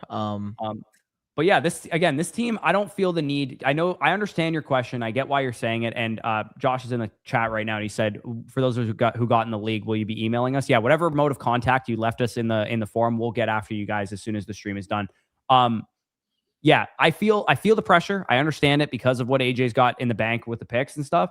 But you can still build this thing the right way and still be a top 3 contender year after year if you go about it the right way. So if you're looking at 102 and no one's giving you a better offer for a competitive asset, definitely shop it, do your due diligence, all that kind of stuff. Because especially with the state of the team that you have right now, you definitely could compete if 102 gets you Amon-Ra St. Brown or Malik Neighbors or Drake London or something like that. Feel free to make that move if it's available. But if it's not, Mekhi Lemon, Carnell Tate, come on down. Like, they definitely fit your team. 110. Also a pick that I'd be willing to shop, especially if you wanted to shop it for tight end even too. Like if 110 was capable of getting you in the neighborhood of Tucker Kraft or something like that, you could always go after a move like that, or just 110 straight up for, Jalen Waddle or Devontae Smith or somebody in that territory. Yeah. That would help fill out your roster a little bit more as well. So yeah, explore those moves, but don't feel like you have to because AJ's, impending. Yes, he could be impending. He might be a monster very, very soon, but you can't really control that. All you can control is, hey, I'm building up my team the right way. Maybe AJ's team is slightly better than mine in the long term, or maybe even a lot better than mine in the long term. But as long as I'm the second best team, or at least a top 3 team, I'm going to be in this going forward.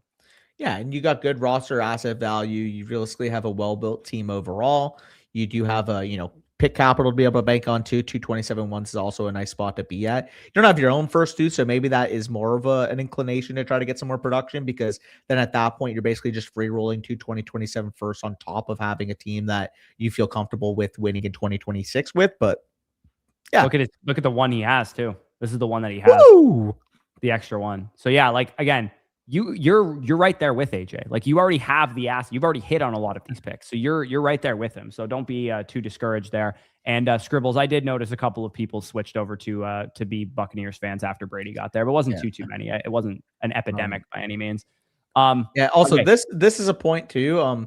The Cowboys have won, if I'm not mistaken, 5 total playoff games since I've become a fan. So labeling me with bandwagon might not be the right terminology. You're right, but you picked America's team, so sure. But there hasn't been any success to it. No, I haven't seen the fruits of the least bandwagon of all the teams that you're a fan of. It's just that the joke is that all Cowboys fans are Yankees fans. All Cowboys fans are Lakers fans. That's the meme. It's the narrative for sure. But at the same time, everybody picked the team that was the most popular. I think anybody born honestly after even 1997, it feels like, because the Cowboys haven't won since 96.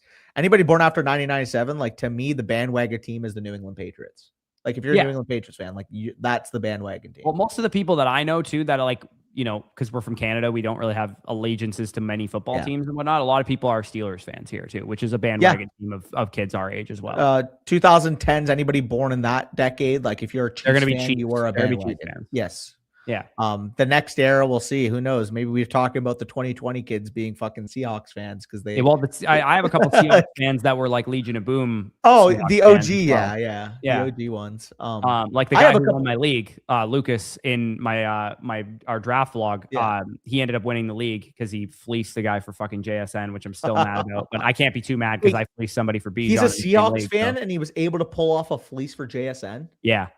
Oh my God! And Jameson Williams for JSN. That was the trade he made in week 7 of this year. If you know somebody's a fan of a team they're trying to acquire, you have to tax them a little bit. I know. I can't be too mad because I fleeced for Bijan, and I'm not a fan of the Falcons, but I am a Longhorns fan, so I should have been a Bijan tax on me. Yildi's going to be on the lifetime, Dylan. He's staying at Juve. All right.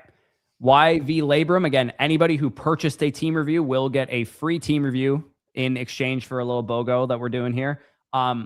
Picked up an orphan. It's in rough shape. Picked up Knicks and Neighbors with picks for Dak, CMC, Tua, JJ, and Mason. So he sold a bunch of, more competitive short-term assets. I think good identified assets that you sold. Dak, CMC, JJ, Tua, Tagovailoa, Mason. Those are guys that you should have been selling for sure. Getting Neighbors, Knicks, and some picks is a really good return. Sold Knicks for Burrow later when Burrow got hurt. Picked up Marvin Harrison Jr. and picks for Ayuk and Brees. Picked up Ladd and 2 1s for JSN, which is pretty decent return for him. I like my wide receiver room. I don't mind my QB room, but I'm broke at tight end and running back. So yeah, obviously you just have Burrow.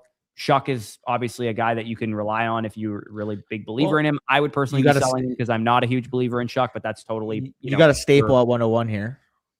Yeah, I mean you could go the route of selling Jeremiah Love and seeing what you can get for him because you do kind of need quite a bit. But again, you also need running back, and he's the best running back you're going to get. The issue is I would have obviously I would have preferred this, but if you had even one more 27 first, I would be like, oh yeah, you just take Jeremiah Love, you build around that running back core. But like Corey said, you are 6th in the analyzer. I do ideally want to be in a higher spot than that. Yeah. How do you recoup total asset value? Because ultimately, I think the most valuable asset on your team, this is debatable, but to me, it's between 101 Neighbors and Burrow. Those are your absolute needle moving assets. But after that, it's wide receiver, you're right. You're filled out. Tight end, you need a lot of work there. Even if you get Jeremiah Love, you're going to need a 2, 3, and probably a 4. I think Ollie Gordon's a 5 at best, and even that might be a little miscast. And then also, like you kind of implied there, I like Shuck, but having all of my quarterback core hindered on whether or not he's the piece that I need is scary here. So to be honest, I would almost be venturing and seeing what you can get in terms of an overall monster haul. Could you sell 101 and Shuck and get an absolute beast of an offer? Yeah, you could. And the other part with the picks that you have too, I am of the belief usually that tight ends are pretty easy to acquire in rookie drafts. And I really like Justin Jolie, Max Clare, some of the deeper names at tight end. So I would definitely be earmarking some of these 3s. 207, 301, 307. Swings at some tight ends. Because if you get lucky, let's say you pick Justin Jolie and he becomes a top 10 dynasty tight end, that's a huge return on investment. And that's how you turn around orphans quickly. Is he your tight end too? No, he's my tight end 3 though. Oh, who'd you have higher? Stowers? Stowers, yeah. Okay. My tight end order I noticed was a little bit different than I'm shocked you don't have Stowers too, to be honest. I have Claire too. He's closer to Sadiq than he is to the other 2. I don't. I really like Claire though. That was the big difference. But again, that's the good part about this class. I'm very high on not very high, but I'm high on the prospect of taking swings on Drew Aller and Cole Payton and some of the other quarterbacks too. If you could somehow hit on a mid-round quarterback or a mid-round tight end, that would really help out this roster. So what I would be looking to do with these picks is ideally, if you can get an absolute godfather, someone at 106 is going to that's what I mean. So 106 plus their 27 and 28 1 for 101. You could sell Love at that point in time. But I'm also okay with taking Jeremiah Love. He's 20 years old. He'll be just fine when you're coming out of your rebuild and filling out the rest of your core. Can you get 4+ mid firsts of asset value for the Shuck and the 101 asset? That would be what I would be looking for. Yeah. Can you move down from the 101 and maybe have Shuck in there and you can get 104 plus 3 firsts or something like that? If you could do something like that, we are feeling very, very good because ultimately you collect asset value. You take one more stud wide receiver. Then at that point, you don't have to hold both, McConkey, Bird, and Harrison. You can kind of sell high on whoever's breaking out in season as well. If you want to, you can also just get off of one of the assets if they're underperforming. You have more leisure at that point because hopefully by then you would also have 4 27 ones to play with. I ultimately just feel like volume is going to be your best interest here for trying to, control your own pick. You're 1-27 this year. If you get another year with an elite asset, you're going to feel very good about this team.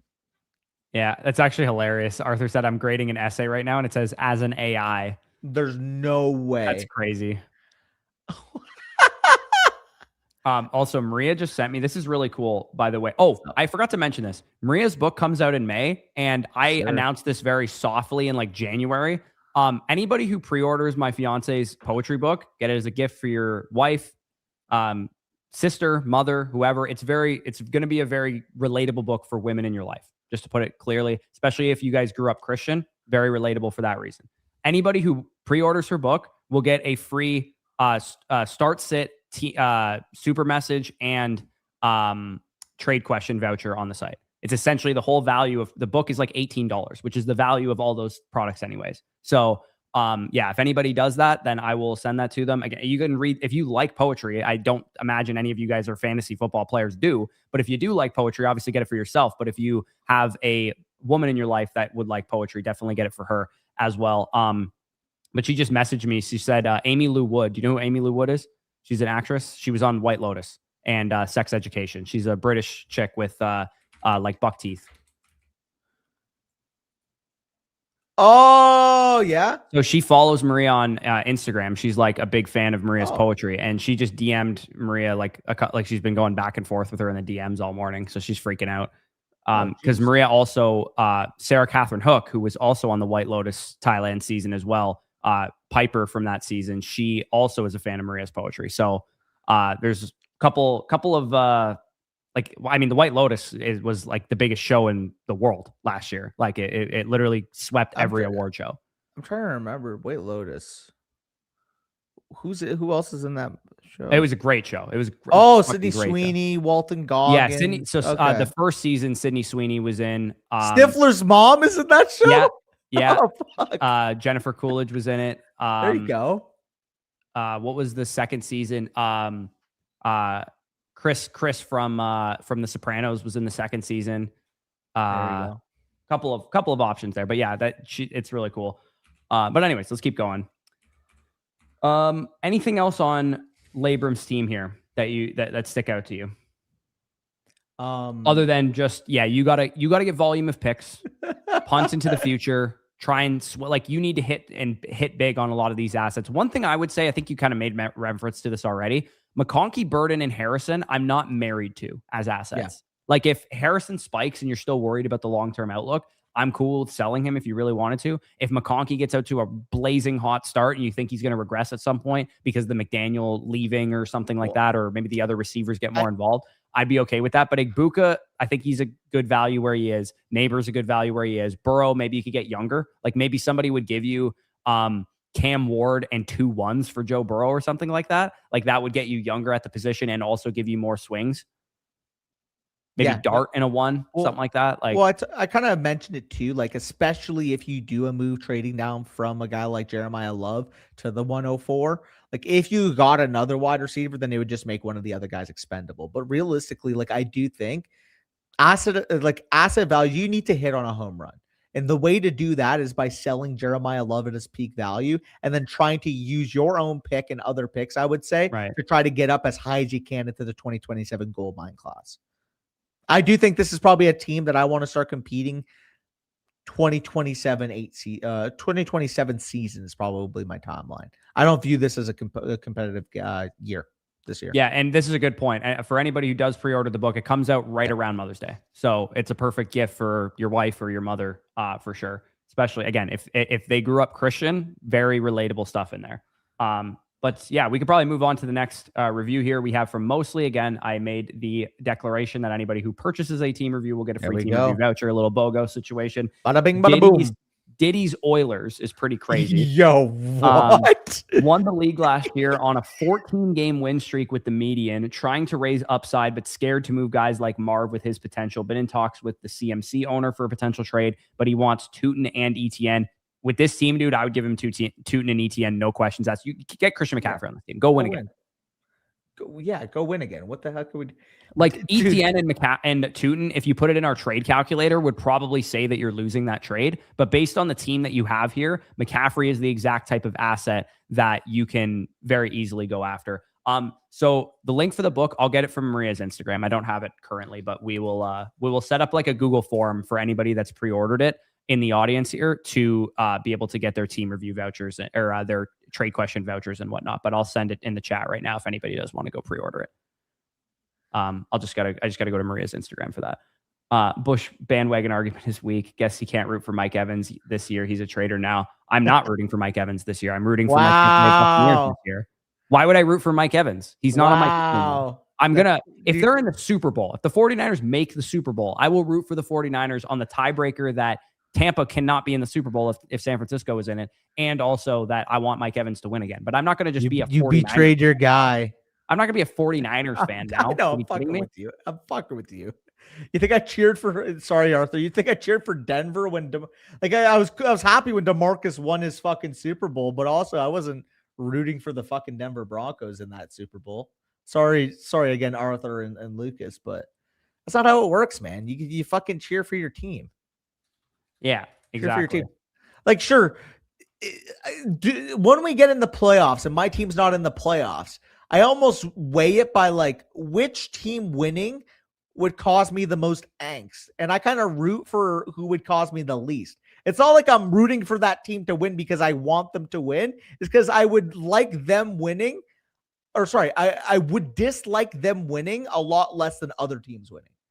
So like, let's just say hypothetically, Corey, this year, the two teams I did not want to see win. Also, you might be frozen or you're not moving. No, I was finding the win. The two teams I like, no matter what, if anything had to happen, the two teams that I picked not to win were the 49ers and the Eagles. Those are the two teams I did not want to see win the Super Bowl. And then after that, it was just kind of ranked by like teams that I disliked the least, like in a pecking order. You know what I mean? Yeah. I put Maria's Instagram in the chat here just because the link for her pre-order like is like a very long link. I should probably tell her something about that. But if this link works, then you can pre-order it here. But I just linked her Instagram just in case if anybody can't use this link that I just starred in the chat. DeMarcus Lawrence was right that he couldn't win in Dallas. I mean, the funniest thing is that Micah Parsons was the one coming to and who Dallas, also and didn't he got play dealt in the offseason. Well. Which, by the way, like he wants to play like the victim card. It's like, oh, you could do everything on your rookie deal and still get dealt at the end of it. It's like, bro, you wanted to make like 6 or 7 million more than every other edge in the league. And when Jerry was fucking negotiating a deal with you, went on your podcast and talk shit about it on the podcast in preseason games. I understand you're hurt, but Corey, you know how bad of a look it is for a fucking owner for a team in general. A guy that's not playing in the preseason game isn't practicing because he's hurt, but he's laying down on the fucking training table in like a full fucking sweatsuit and everything. Like, what are you doing? Either be there with your team or don't be there. Why? What is this middle ground of I'm fighting for my contract, so I'm gonna lay on the fucking training table? It's like, give me a break, dude. I know, it's annoying. Like obviously, like there's mistakes on both ends. Like I don't think Jerry and the Cowboys handled it well. I don't think Micah handled it well. But the fact that everybody gone on and blamed the Cowboys for it's like, I think it got to the point where Jerry's like, I'm done with this fucking act, like this diva shit. I'm done with you laying on training tables. I'm done with you making podcasts after we lose to the fucking 49ers. I'm done with you fucking tweeting out, go win one for the division, bros, when the Eagles make the Super Bowl. Are you fucking kidding me? Go win one for the division. What is that cock energy? Yeah, that is cock energy. That would be like me tweeting about the Saints doing that. What does that mean? It's like, what if Mike Evans tweeted out, it's like, tough loss to the Saints. Go win one for the division, big bro. Well, there's a reason that no Buccaneers fans like Gerald McCoy anymore is because he still cheers for the Panthers actively on television. Jesus. Yeah, it is a Danny Crash it, but also like, get a fucking grip, man. Like, this is competitive sports. You were supposed to dislike your fucking rivals. Call me a traditionalist all you want. My advice, like you look at the hockey culture, Corey. Look at the fucking hockey culture. Do you ever think for 1 second that you would hear anything about a Toronto Maple Leafs player cheering on a Bruin or a Hab on Twitter? No, but don't get me started on how dumb our team is. Okay, we need to reorganize and refocus here because we got a classic Danny rant on a Diddy hey, to be fair, you were talking about the book. I talked about. I know. We're ranting. But I wrapped it up. All right, Diddy's. And then I had my own state. All right, this team, as we said, go get Christian McCaffrey. Maybe tack on a 2 if you really want to get finicky with this trade. But I'm fine giving up Tootin and ETN for McCaffrey, even if it could backfire in the long term. If you win another championship out of it, it really doesn't matter. Maybe if this, like, let's find the CMC team. Like, does he have anybody else he could throw your way just to, I'm jacking Goff is crazy. I mean, yeah, Saquon too. I mean, I'd be willing to go like ETN, Tootin, and like my 27-1, probably close to it. Yeah, For like, I would prefer to give the 2-2s, but like, yeah. yeah, maybe the twos get it done. Like, try and get McCaffrey and Barkley from him. Or maybe he's worried about Achan because of the whole Mike McDaniel leaving thing. Or maybe he's really worried about Rice and you can get a nice discount on him. I'm not really pro buying Rice, but given your team, you can actually afford to take on the risk. Like, I'd be fine with it there. He also mentioned, I don't know if this is it is the same person. So mostly in the chat says, what do I do with Marvin Harrison?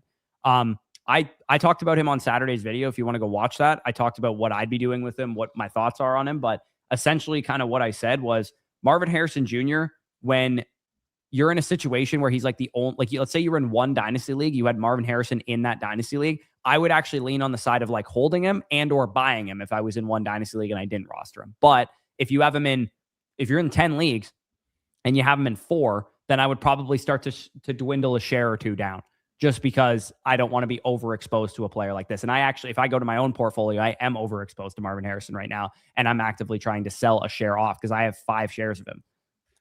Damn, yeah. So I remember, I think at one point last year in the offseason, you said that you would trade CeeDee Lamb for Marv, like almost straight up.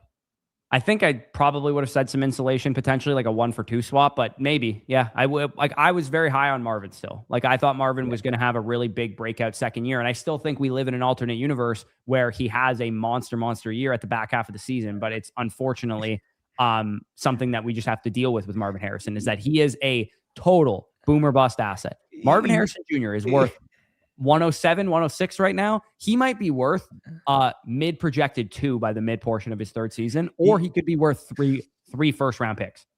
You know what's funny about Marv is that, like, you know what meme I always think of now is it happened specifically on Twitter after Bam scored 83 points.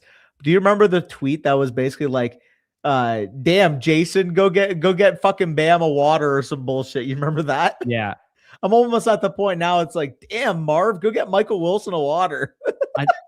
Michael Wilson, in my opinion, is going to go down as one of the biggest sell highs in the history of Dynasty fantasy football. That's my take.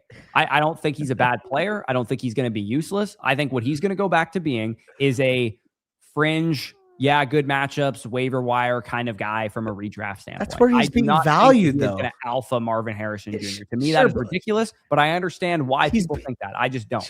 Sure, he's being valued like you just said, though. Like, he's like a fringe top 30 receiver. I don't think anybody has huge expectations. Many people have said they would rather have Michael Wilson than Marvin Harrison in redraft and in Dynasty. I don't think that's an outrageous take at all, though. But like, I think it's more a negative on Marv at this point. They're both fringe top 30 receivers, both formats. Again, I don't think anybody in that range value-wise can completely burn you. Even if he crashes burned, the run out that we saw was the ideal situation for Michael Wilson. Sure. And I think if Harrison was healthy, and when Harrison was healthy against the Cowboys, against the Bucks, some of the games that he actually was out there for, he was alphaing Michael Wilson, no questions asked. I don't think it's a hot take to say that Michael Wilson won't be a top 3 or 4 point per game receiver like he was basically at the end of last season. Like, I'm not saying, I'm not even suggesting that he would, like, I'm suggesting that he will not be even close to Marvin Harrison's production. That's just my opinion. I understand why people don't think that, because they like what Wilson did. But like you said, like, he's one of the biggest sell high what ifs of all time. It's like, I think he finishes with like wide receiver 44 in fantasy next year, and people are probably assuming that he has like top 24 upside or something. But like, again, though, like, if the cost of acquisition is a fringe top 30 price tag, is that really killing a hole in your pocket? Yeah, because he's going around players that sell for 1. Sure, right now. But like, you just outlined the worst case scenario for him. Like, it's a fringe top 30 wide receiver. Oh, what if he's wide receiver 44? I don't think that's consequential whatsoever. He is going around players that are around like who? First round assets. Like who?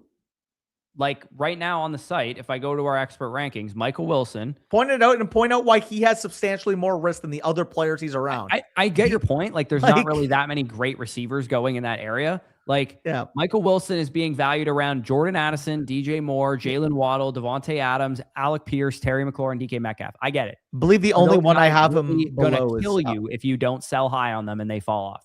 Probably not. I think the only one I have him below would be Jalen Waddle, the guys you just mentioned.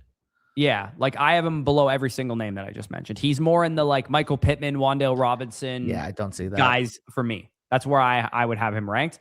Oh no, man. I just think that you can get Marvin at a discount because of what Michael Wilson did, and you can sell Michael Wilson for at least early second round capital, if not late first round capital, based on what we're seeing here. Maybe, but he's 25 years old, and we always talk about every year trying to project players into the scheme. He is a match made in heaven for LaFleur's scheme. Like, I don't think he's going to fall off fundamentally. Like, sure, is he going to get the overall target dominance he had? No. I also think, McBride, Harrison, that's a very, very good, combination of target. My guess is he produces like Jawan Jennings next year. That's my guess. And Jawan Jennings was a high-end wide receiver 3. Yeah, but I think that Harrison can still produce. Like, if Harrison goes out there and has 1,207 touchdowns, it won't shock me one bit. I would say, like, so you're very, very bullish on Harrison. I do have Harrison a couple very, very bullish, but I lean bullish versus bearish on, like, because he is very much a, like, you kind of need a market stance on him. Objectively speaking, though, it's a pretty big coin flip right now between Harrison and Wilson. You're just completely on the side that it's going to be Harrison and not Wilson. So.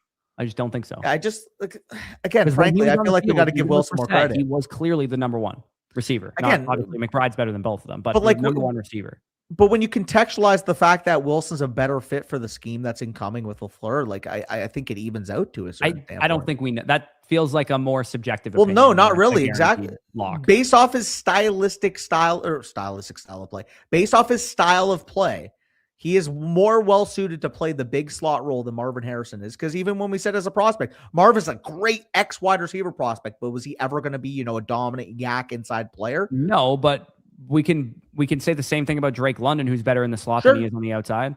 But like, he's shown it. Marv has not shown the ability to be used across the formation. We'll see if that changes with LaFleur. If you want me to sit here and say that Michael Wilson's better at something than Marvin Harrison as a receiver, I think he's worse across the board at everything. He is not worse as a yak player in hands. Absolutely not. Okay.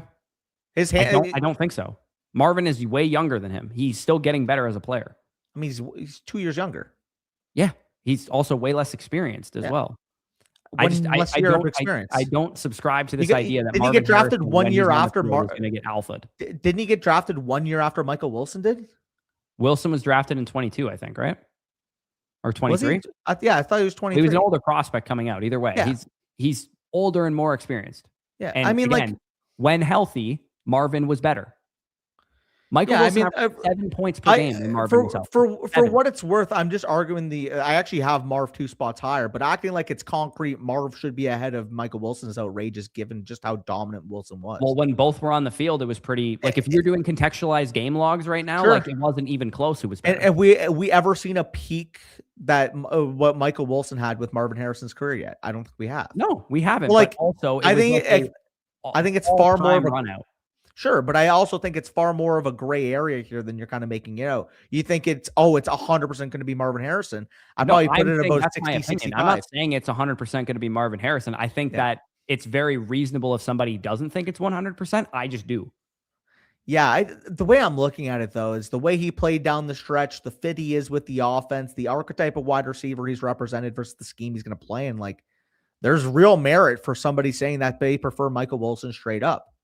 In the first year and a half of the two guys being on the field together, it wasn't even close. And my argument is that is irrelevant when we see just how good Wilson was down the stretch. He was great. I'm taking the risk. Mainly a volume thing. Like, Marvin would have been just as good in the same situation, in my opinion.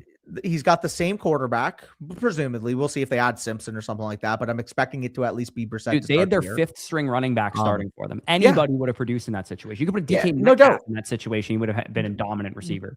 No doubt, but the fact of the matter is you do have to give Wilson credit for how well he played, and I don't think you are. I am giving him credit. That's why he's ranked inside my top 40 dynasty receivers before being a taxi squad shitter before that. Respectfully, nobody in that fringe top 40 list has ever had a sustainable period of 18 plus points per game like Wilson had. Unless you're talking about the specific old guys, like Chris Godwin's ranked ahead of him. Yeah, we're not talking about we're not talking about the ancient ones with fucking multiple leg injuries. Christian Watson had just as good of a stretch, pretty much. Watson, I'll give you credit for. Wandale just as really good. He was not nearly as good as Michael Wilson. You're saying he had a top 17 season this year over a full season, not just a game split where his team was throwing like crazy. Over the full season, he was top 17 receiver. Yeah, that's more impressive to me than what Michael Wilson did. Got 140 targets. He got funneled in the slot. That's fair. It's fair.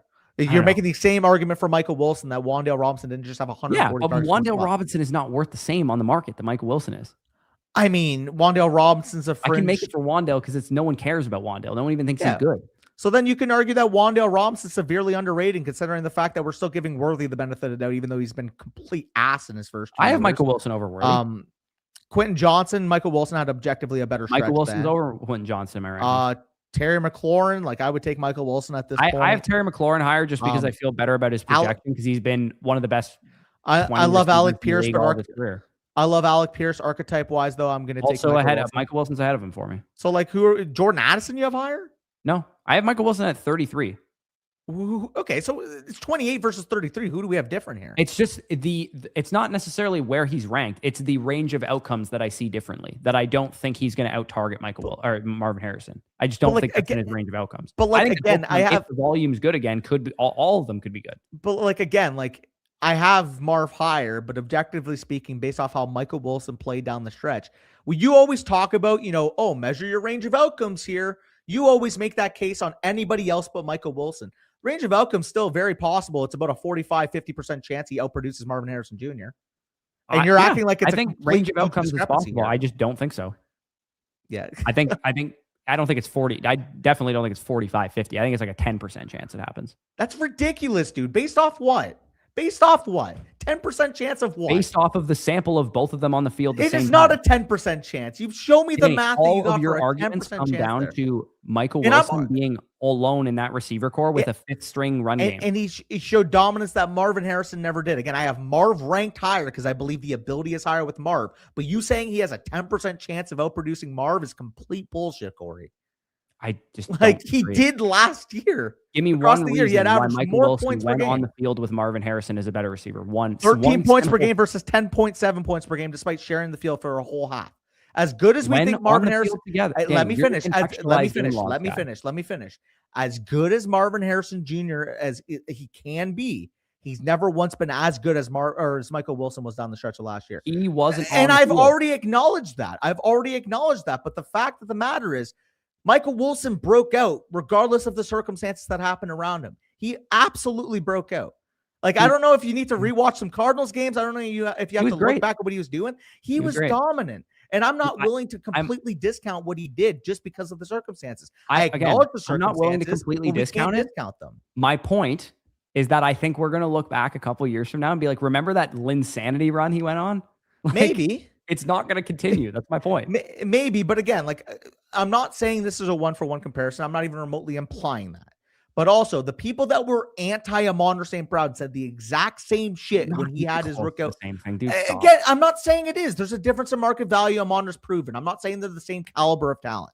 But the fact of the matter is, when a young player produces the way Michael Wilson down the stretch, we should at least give them some benefit of the doubt there. Saying a 10% chance he outproduces Marv based off of what? Based off of every sample of them being on the field. Has Marv ever had a peak like Michael Wilson was down the stretch last year? Well, he would have if he was the one. He would have. Should have, could have, would have. Stay healthy. Okay. CeeDee Lamb, you're bad at football because you didn't stay healthy. Like, what? Yeah. Well, Marv's never proven to be a great football player at the NFL level. And even though I believe in it. No, he hasn't. What? He was pacing like an 1,100-yard season before he got one of the best opportunities in terms of pure snaps in the NFL, and he was a decoy for half of his games.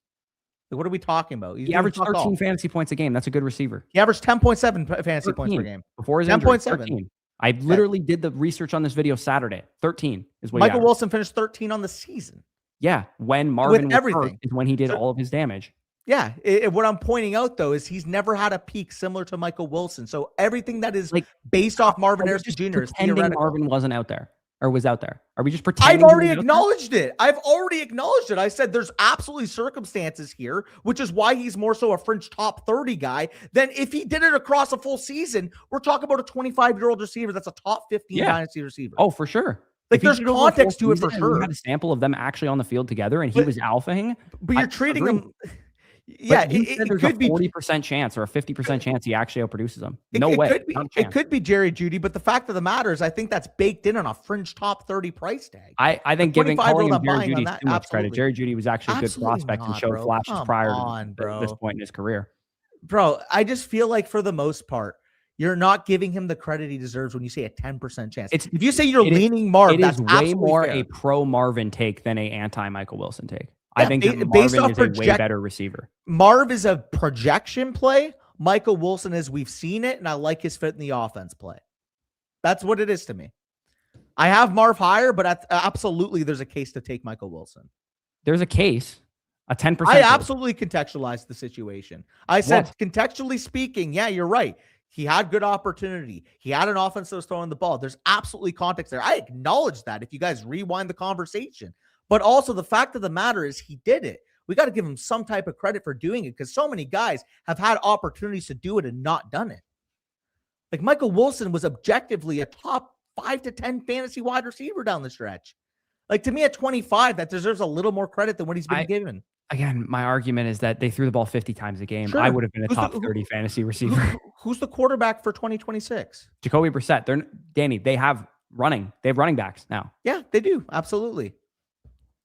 I mean, we'll see what happens. I have Marv ranked higher, but the fact of the matter is you're acting like there's a 10 to 15 spot gap here. I'm looking at a receiver who in his career, prior to that stretch of games, averaged like 7 fantasy points a game. Michael Wilson. He was a useless. I don't give a fuck what he did going into last year, if that helps you. He was useless. I don't care. 2.5 years, completely useless. I don't care. What did Devontae Adams do in his first 3 years? Huh? What did obviously that's a very sharp. That's what we're doing now. I mean, we could do it for a bunch of players. Like the fact of the matter is, judge a player based off what we've seen from them. I'll judge a player when he actually outproduces the guy who's on the field with him at the same time. Because Marvin hobbled against the Buccaneers, outproduced him in that one game that we saw of them on the field together. Again, you're weighing too much of what Michael Wilson was in his first couple years when he got the opportunity and you watched him play football. This year. Didn't get the opportunity because Marvin was when hurt. He got the opportunity and he played football this year. Like I said, was he good or bad, Corey? He was good. So I don't care. Marvin got hurt. Only was he good. So I don't give a fuck of how good or bad of a receiver he was in the first 2 years because clearly the young 25-year-old receiver developed. Okay. And you don't think the young 23-year-old receiver is going to develop? He could. He very well could. When in his career, he's only been dominant over Michael Wilson when healthy? Dominant, I think, is a different term. 13 fantasy points versus 7.7. He was getting volume. He was getting snaps. Objectively speaking, though, in his first couple years, we expect him to be much better than he was. He got every opportunity to be a top receiver in the league, and he's laid flat on his fucking back for half of it. Scribbles, he played 3 games total with Jacoby Brissett. In one of them against the Cowboys, he was the #1 scoring fantasy receiver on the week. And the other one against the Bucs, he left the game early and had 6 catches for 40-something yards. So, by the way, Arthur, I'm not calling him Devontae Adams. I'm just saying, like, if you judge Devontae Adams based off his first 3 years of the NFL, you're talking about a completely different player. I'm not saying Michael Wilson's going to be Devontae Adams. He's a 1 in a million first 3 receiver, by the way. If we're calling him Devontae Adams, you are suggesting I'm not calling him Devontae Adams. I'm not calling him Devontae Adams, but objectively speaking, if you said, "Oh, I don't think Devontae Adams is going to be good because his first couple years was bad," it's like players get better, man. Players get better. It's not a linear path that every player follows. Sure, there's going to be players that emerge. And I think Michael Wilson showed enough to be viewed as a guy that emerged. He is quite a bit ahead of Michael Wilson for me, Brock. I have Marvin Harrison as my wide receiver 19 in Dynasty right now. Yeah, like to me, the discrepancy between them is too large. Like it's 26 and 28 for me. It's probably like 19 and 38 for you. 19 and 32. Yeah, like, I moved Michael Wilson up 1 spot since this conversation. I'll give you a little bit more.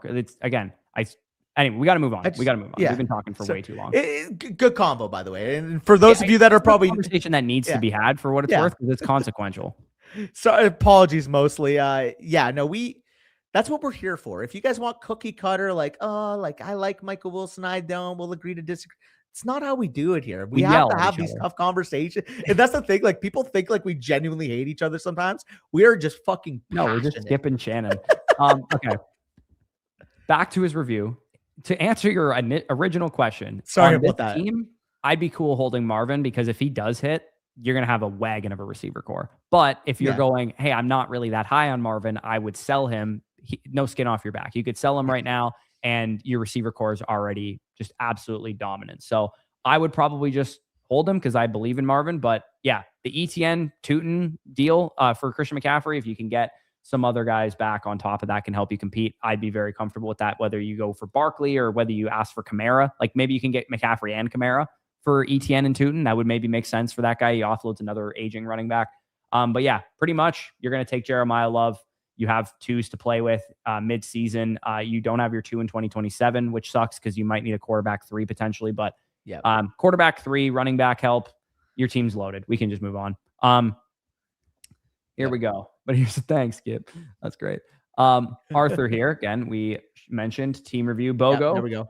Just had the startup. Did the sunny punt, the classic sunny punt. Yes, but still ended up with a decent team. Should I pivot to compete or be a good boy and be patient? Moves you would make for either direction. Okay, so the sunny punt, he goes for 107, 204, 210, 304, 305, 405, 406. Ends up with 3 27 ones, 4 27 twos. So, I mean, this is a team where you kind of went house money out of the startup, where it's like you can kind of see what happens in year one, but year two is probably going to be when you're actually competing, when your rookies from 2026 start to develop, when your 2027 picks are actually spent. I wouldn't be in a competitive rush here. I think this is a team that is not ready to compete yet. And I would actually be more so seller at the trade deadline in your redraft, in the redraft portion of the season than I would be buyer. Because I would just want to spend those picks, see who I hit on, go into 2027, add the wagon of the 3 1s and the 4 2s. Yeah. Full transparency, those 4 best running back and wide receiver players you got, I'm totally willing to deal by the deadline. Or, I mean, if you don't have a deadline, by the playoffs. Because, like, as solid, this, by the way. Yeah, sorry. we could see you more, Steen. Sorry, apologies. Bush, how is your cat? We'll talk about that in a second. He's great. But in terms of Etienne, Olave, Smith, and Godwin, to me, they're the guys that like, oh shit, if Olave's top 12 receiver again, and Etienne is, a top 12 to 15 running back in the Saints getting a lot of work, and if Devontae Smith, maybe AJ Brown gets dealt, maybe he doesn't, maybe he has a good start as a wide receiver too, or Godwin, for example, with no Evans, he gets off to a hot start. Like, I'm not married to any one of those 4 players, and in fact, given the motivation that you already have 3 picks in 2027. If you can somehow turn those 4 players and get to 4 or 5 first-round picks and you monopolize that class, and it's, again, expected to be one of the better classes we've seen maybe since 2024? Yeah, I would say so. Definitely, at least since 2024, maybe even before that. Yeah, so I'm looking at it here. Fannin, good building block. Daniels, Herbert, Willis feel really good about that quarterback core. Everything in between, though, like, I realistically think the nucleus of your running back and wide receivers is going to come across these next 2 draft classes. You also said that in-guys pick is going to be high. Yeah, like, if you can legitimately, like I said, get up to 4 or 5 first-round picks, monopolize the class, then add on your running backs and wide receivers who are going to be, realistically, by then, maybe we get 2 guys that are, again, if we're projecting 2027 running backs, realistically, Ahmad Hardy is going to be a big time get. I'm trying to think about the rest of the core in terms of Frazier, Quan Lacey, Darius Taylor, LJ Martin. But I want to see the NFL mock draft database. There's 3 that are projected in the top 40 right now. If last time I checked, top 40. Okay. I wasn't a big Frazier guy, but then again, I only watched him on live viewing, so I can't really speak fully on that. Jared, I wasn't calling Marvin dominant as a player. I was saying he's been dominant target share wise over Michael Wilson in his career. Well, and then I argued too. I'm like, he's gotten the opportunity and he's still been bad with it. Anyways, but again, that's a pass combo. I mean, Justice Haynes obviously transferred to Georgia Tech too. I'm really curious what's going to happen. There's names. To be perfectly wrap up this conversation. What I would do ultimately with this team is I would spend a lot of my picks. If you want to trade back into 2027 more with some of these seconds and thirds and whatnot that you have, if you want to trade up and consolidate when you feel like somebody's on the board, like let's say you're sitting on the board at 201 or something and some guy slid and you can send your 204 plus 2 of these 3s to go and get that 201 player, definitely pick your spots to do that. But ultimately, I don't think this is the type of team where I would go, yeah, I'm going to shove my chips in. No, I definitely wouldn't. I would just try and, continue to build out your core. Arthur knows how to rebuild. I'm not. Arthur, we know you well. We know that when you have to go get some pick assets, you have the ability to get on the phones and get it done. Yeah, I love how Kirby, aka Kyler Murray, is in the chat right now. Any chance I could get a team review? One of my leagues, I just made a trade. We've been going for a while right now, so I think we're probably going to get to the ones that we have. But if we got anything left in the tank when we're finished here, we can maybe give out a review or 2. But yeah, there's nothing really else I can say on Arthur. He's building out a rebuild. He always builds out rebuilds. He knows what he's doing. That's a classic. A Kennard here for Charlie is the name of his team. So he's number 1 in the power rankings. Love to see that. Wondering if I should trade Rice for Addison and Jonathan Brooks. I don't think that's enough for me to move off of Rice as much as I'm not super high. You're also adding another legal issues player in return as well. Especially with this team, bro. You're getting a non-needle mover in production with Addison. I like Brooks realistically as a dart throw, but I'm not valuing him anything more than maybe a late 2, early 3 realistically. So at that point, it's Rice has got major concerns, But when he is playing as the number one receiver for the Kansas City Chiefs, is an 18+ point per game projection. That's what he is. Every single time I do my wide receiver tier list score. I don't know if it's what he is, but it's what he's been. Sure. Yeah, that's what he's been. And we got basically a full season sample when you collect his games the last couple of years. So I think he's proven that at least that he's a mid to high end wide receiver one. When if healthy, he's a second, early third round fantasy asset. Like he's going to go high in redraft. For example. Top 20 to 22 level pick probably is where he would go. I wouldn't pick him quite that. I'd be more early third, but he'd be at where the market will be. One last year and still excited, but don't know if I should make a move or hold. I mean, this team is ready to go. Like you reasonably don't have to do anything. Like Genty, Walker, Tootin, Harvey, and Dobbins. That's a good enough core to compete. Puka, Pickens, all these guys, very good enough core to compete for sure. This is Roberta, by the way. They were saying earlier it's a little bit more of a flex team, and I would agree, man. Like you got absolute assets on this team. You top to bottom, Drake May, Jaden Daniels. You have 4 tangible quarterbacks, potentially even 5 if Mac Jones. Again, we'll see what happens. Like it would probably Mac be Jones is like one of my favorite QB stashes right now. If you guys are in the startup and you're in the 14th round or 15th round or something, like Mac Jones is one of my favorite play. Like if we're picking who's next year's Malik Willis, like the guy that goes and gets a starting job for a good contract, it's Mac Jones. It's Mac Jones, 100%. Because he's last year with San Francisco, this year on his contract. I wouldn't even rule out like a team trading for Mac Jones mid-season. Hear me out, Corey. If he's worried about sorry, I said that weird. If he's worried about Rashee Rice, knowing that you have Loveland on this team, are you seeing if Rice and Fanning can get you a true needle mover at receiver? Can you get up to a monster? I'm comfortable holding the 2 tight ends in a 0.75 because I feel like you can flex. Right. You can flex 2 of them if you need to. And I like having, a dominant tight end no matter what, essentially here, even if one gets hurt for a couple of games. But if you're really earmarked, like I got to get rid of Rice because that's how I kind of feel about Rashee Rice right now. If I had any shares left, I don't. I've sold them in the last 2 years. I would get a Monra for that. Yeah, I mean, if you can get a Monra, I would do it, obviously. But if you're not going to, Rice is too undervalued on the market right now to get something like that. And I mean, he's going to be valued higher than where you have him, though. Like in most leagues. People don't want him. Like this is my point on Scribbles. There's no way the Chiefs re-sign him. Yeah. No way. I mean, I'm kind of in agreement. I think I have him a little higher than you do. Like he's almost a short-term dynasty asset in my view right now, where it's like, you might get one more year on Kansas City, but then after that, he might be like Jacoby Myers production-wise. I don't know, man. I think we're under. Like he's younger and maybe he's a little better than Jacoby Myers, but like ultimately, point per game wise, is he going to be similar to Jacoby Myers? Is my point. You got to keep in mind too the interested teams that would be with him, the scheme fit that he is for more of the West Coast, get in his hands type of schemes. I don't think teams are going to want him. One of the premier zone beaters, like. He's going to have a role. Want him. I do not think teams want him. But the teams that would want him would be objectively like the ideal fit. And on top of that, he doesn't have to be as good of a real life wide receiver because most of his value is tied in a fantasy lens anyways. He has a 20% chance of being out of the NFL within the next 2 years. Again, I have him higher than you do, and the market kind of agrees with me because you have him at 79. The market's more 56.43. I know what the market says. I am scared shitless this guy's out of the NFL in the next 2 calendar years. Which again, reasonable. Where do I have him? He does something dumb once a month. Yeah, I definitely have him higher than you do. But where do I have like King Knucklehead? He's not even a knucklehead. He's like the king of the knuckleheads. So I have him at 57. The site has him at 56. Yeah, like he's in the. I would sell him easy. Like someone offer me Jameson Williams right now, a heartbeat. Doing peace, dude. I know Jameson Williams back to back for me. Production is Rashee Rice. Maybe one more year Rashee Rice has like a dominant. Elite zone beater type of year. I don't think anybody wants him. He's the who want me meme. Like nobody wants him. Nobody wants a headache on their team. I mean, there's a risk, but objectively speaking, he definitely has a higher ceiling than you're making. He'll probably have 2 to 3 more legal issues by the time the season even starts. Also, why can't I open up Sleeper on my desktop? What is going on here? All right. Yeah, this is a good point by Brock. He's like, if Kansas City says we're not tolerating this anymore, no one's going to talk unless the Browns sign him or something. No, there's definitely risk, but like I do think like he's not just he needs to be in the Chiefs. Like sure, like I'm not saying he needs to be on the Chiefs to be good. I'm saying that like if Kansas City gives up on him, that's a bad sign for his overall standing amongst the NFL. Yeah, I don't disagree in that regard. Like obviously that'd be a bad sign, and he would drop in value, but. I don't know, man. Like the guy was averaging nearly 19 points per game last year. Like there is. Did I send him a review voucher already? By the way, I don't think I did. Right?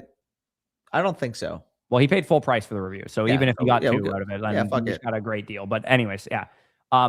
Yeah, Rice is an interesting conversation. I personally am of the opinion that I would be selling him. He's scheme dependent, but I still think he'd be like a productive-ish receiver on another team. My worry is that another team doesn't want to deal with his headache for sure. Yeah, dude, Nick, I acknowledge that's why I have him at 21. I'm like, yeah, there's objectively risk here, but if there was no risk, we'd be talking about a 25-year-old wide receiver that averages almost 19 points per game last year. Like, he would be a top 5 to 7 dynasty receiver. It's just there's risk. Yeah. That's why he's at 21. I don't think he's ever like that's the other thing when you talk about dynasty value fluctuations as well. His ceiling is no longer a top 7 or 8 dynasty receiver because he's always going to have this lingering shit going on to the point that even if he has an 18 point per game season this year, I still think his ceiling is wide receiver 15 in dynasty. Yeah, like people don't want to hold him anymore. If you can make moves like this, you absolutely do it. If you can even trade, I think the cutoff for me would be like the 105, like him versus Tyson. If you want to refresh, I understand going Tyson, but at the same time, if you're in a competitive window, I would prefer Rice. Like to me, his valuation is probably the 105. I would take any pick 104 or higher for Rice. 105 would start being my decision. I would take Tyson sleep like a baby, to be honest. I'm not even super high. That's the difference. And that's the difference. And I guess in a tight end premium, if you want to argue that his value is 106, I'd take Sadiq over him too. Sadiq would jump up because I think 107. I think I would take the pick asset just because 107 would indicate it's the best. It's the best landing spot in draft capital of any of those players, and I would take that over Rice too. I wouldn't, but that's I guess like that would be like an Omar Cooper going to the fucking Chiefs at 9. Yeah, or like Denzel Boston to the Eagles after they trade AJ Brown or something. I don't know. Like I'm just thinking what would be the best like landing. I don't know if that would be a great landing. Maybe not. Okay, maybe Jonah Coleman's on the Seahawks in the 2nd round or something like that. First round pick Jonah Coleman. Sign me up. Baby. Yeah. When we taking the L on Ayuk, I think I've already taken the L on Ayuk to be honest. But as far as like totally giving up on him and thinking he's completely cooked and out of the league, I'll see what happens this year, and then I'll take the L. There's still copium, right? There's still copium. I mean, he could still go to the Commanders and have a nice season, but I'm saying that's like maybe a 20% chance of happening at this point. Anyways, this team is in great shape. There's not much else we have to say about it. We can probably move on to, we got a trade question from Nasab22. Brees Hall, DJ Moore for Jonathan Taylor. Brees Hall, Jonathan Taylor. You take Jonathan Taylor comfortably here? I have Brees and JT pretty close, man. They're pretty close. There's a tier difference for me. That's the difference. It's not necessarily pretty close from a competitive standpoint because I think we can all agree that JT's probably at least a 3 to 5 point per game projection higher than Brees Hall this year, just because Brees is 24 years old or whatever. I view them asset wise kind of similar. They're 44 and 60 respectively for me. JT 44, Brees at 60. And I mean, this is the roster he's dealing with. So go get Jonathan Taylor on this. And Jeremiah Love. Yeah, Jeremiah. Yeah, go get Jonathan Taylor. Do I want to give up DJ Moore? Not really, but I think you have ample wide receiver depth to be able to handle that. And that's a fine move. He's perfectly fine. Next man up, Brandon Ayuk. We're chilling. Yeah, absolutely. Okay, Dylan, I gave him a pity team review, even though he's talking a bunch of shit in the chat. He said pure rebuild, sent QJ plus 206 for 28 first. That's a good move. Sent the 101 for Dart, 107 and 28 first and a second. I mean, I like Jeremiah a lot. So if you love Dart, I think that's a fine move. Any suggestions? I'd be glad. Also, Danny, before next premier season on Max Doman, 16 days, 73 years old, freakishly goody. Premier League. Good. Interesting. Okay, I'll take a look. Yeah, you guys can talk about that later. Wait, is that Jeremiah Love? Maybe then you can move out and get a girlfriend. Damn, Jesus. This guy's throwing him on the blaster. Yeah, I mean, it's optional. Yeah. Why don't you do the same, Dylan? Jesus. Yeah. I know he always talks about moving out. Isn't it Cali culture to be moving out by 14? Yeah, facts. I'm joking. I love Diddy. That's crazy for a minor to be putting that as their name. Are you 16 yet, bro? Can you talk like that? Yeah, no, you can't be talking like that. Anyways, this team, because it was a free review, we could just do it really fast here. It's in good shape. You're ready to compete. You have the horses to do so. Tight end is an issue. I don't think you're going to get Sadiq at 111. So I would explore potentially moving up a little bit if you really want to get Sadiq. What's up? Do you move a quarterback for Sadiq? No, hell no. Shuck, if you can move Shuck for a pick that can get you a tight end in general. Like, you're not going to get Sadiq for Shuck, but could you get Tucker Kraft for Shuck, or could you get Sam Laporta for Shuck or something? I would do that. Can you get Sadiq for Shuck? That's not my team. Oh shit. Okay, sorry. Oh, I saw Dills, and Yeah, I saw Dill. That's why I got excited. Oh, okay, you're all the way down here. That's not ideal. Sorry, Dill. Oh, but the picks. Okay. All right. All right. Free So review of your opponent here. Okay, so you got all these picks Oh, here. I 14. mean, this is going to be a ton of. This is why he's begging too. about the 2027 shit. 0-14 and lost out on Jeremiah Love is tough. That is tough. Yeah, that is brutal. Okay, so let's look at this. 102, 104. Carnell, Tate, Mackay, Lemon, Sleep Like a Baby. Yeah. Well, no, he didn't lose out on Love though, because remember he said he traded for Jackson Dart. I mean, knowing you had 104, dude, I definitely wouldn't have done that because you could have just taken Mendoza and then taken Love. Yeah, I would have rather that. I definitely wouldn't have traded for Dart. I mean, again, you're Dart pilled. He's got broccoli hair. That's your generation. I get it. You must be very in on Drew. You guys have matching haircuts. You're chilling. Yeah, like Drew Aller's got the broccoli hair for days. Oh, I still don't know if the whole Drew Aller rumor is true or not. By the way, the come through and suck me texts or whatever that he was tweeting out. Bro. Those guys love sending those texts. Yeah, there was one with Zion too. Apparently it was fake, but yeah, of course he's gonna claim it's fake. There was one with Zion when he came up too. He's like, yeah, can you send me those pictures or something? It's like him like making like a wink or something. Dude, no, the Drew Aller ones were diabolical. Yeah. Like it was Carson Beck. No, Drew Allers were diabolical, dude. Drew Allers were hey, I just finished practice. Come through and suck me? ? Yeah. And then the girl was like, "Whoa, you don't waste any time." And he goes, "That's just how I roll. Like, why don't you show me what I'm working with or something like that?" And then she goes, no one's here or whatever." And he goes, "Bend over, point the camera, and use the auto focus or whatever function on your camera." I'm like, this is crazy. If this is true, he wanted to see some butthole. Yeah, it was. If it's true, it's crazy. But also the Moneyball meme, like, kind of confidence level do you have to send the lady some shit like that? Yeah. Go look it up. If you don't believe me, just go look it up. It's crazy. I don't know if it's true or not. He came out and said it's not true. But if it's true, yeah, literally. If it's true, he's QB1. And I don't know if you guys saw my Twitter this weekend. I have Drew Aller ranked higher than Ty Simpson, dude. He's a better quarterback than Ty Simpson, in my opinion. Disagree. But you guys will see it in the prospect profile when I do the video on Drew Aller. I think that this might be my whole hot take across the board. Drew Aller is going to be my most rostered dynasty rookie from this entire cycle, because wherever he ends up going, whether it's second round capital, third round capital, fourth round capital, fifth round capital, he's going to be on a lot of my teams. Because I think that I thought you were going to say something outlandish when you he's still the same quarterback prospect that a lot of people thought could have been a first round pick coming into this year. In my opinion, he's still that same level of prospect. He had a pretty good season, all things considered, how garbage his receivers were, the fact that he got injured at the end of the year. He absolutely has a better stake for QB2 in this class than Ty Simpson, in my opinion, because he's got 40 plus career starts of him playing better than Ty Simpson played. Ty Simpson had a good month in September against bad teams. Like, I don't give a fuck. I got 4 quarterbacks with like almost identical grades. Yeah. Bro does not lack confidence. Yeah. Talking about auto focusing on a butthole. That's crazy. Yo, real talk though. Real talk.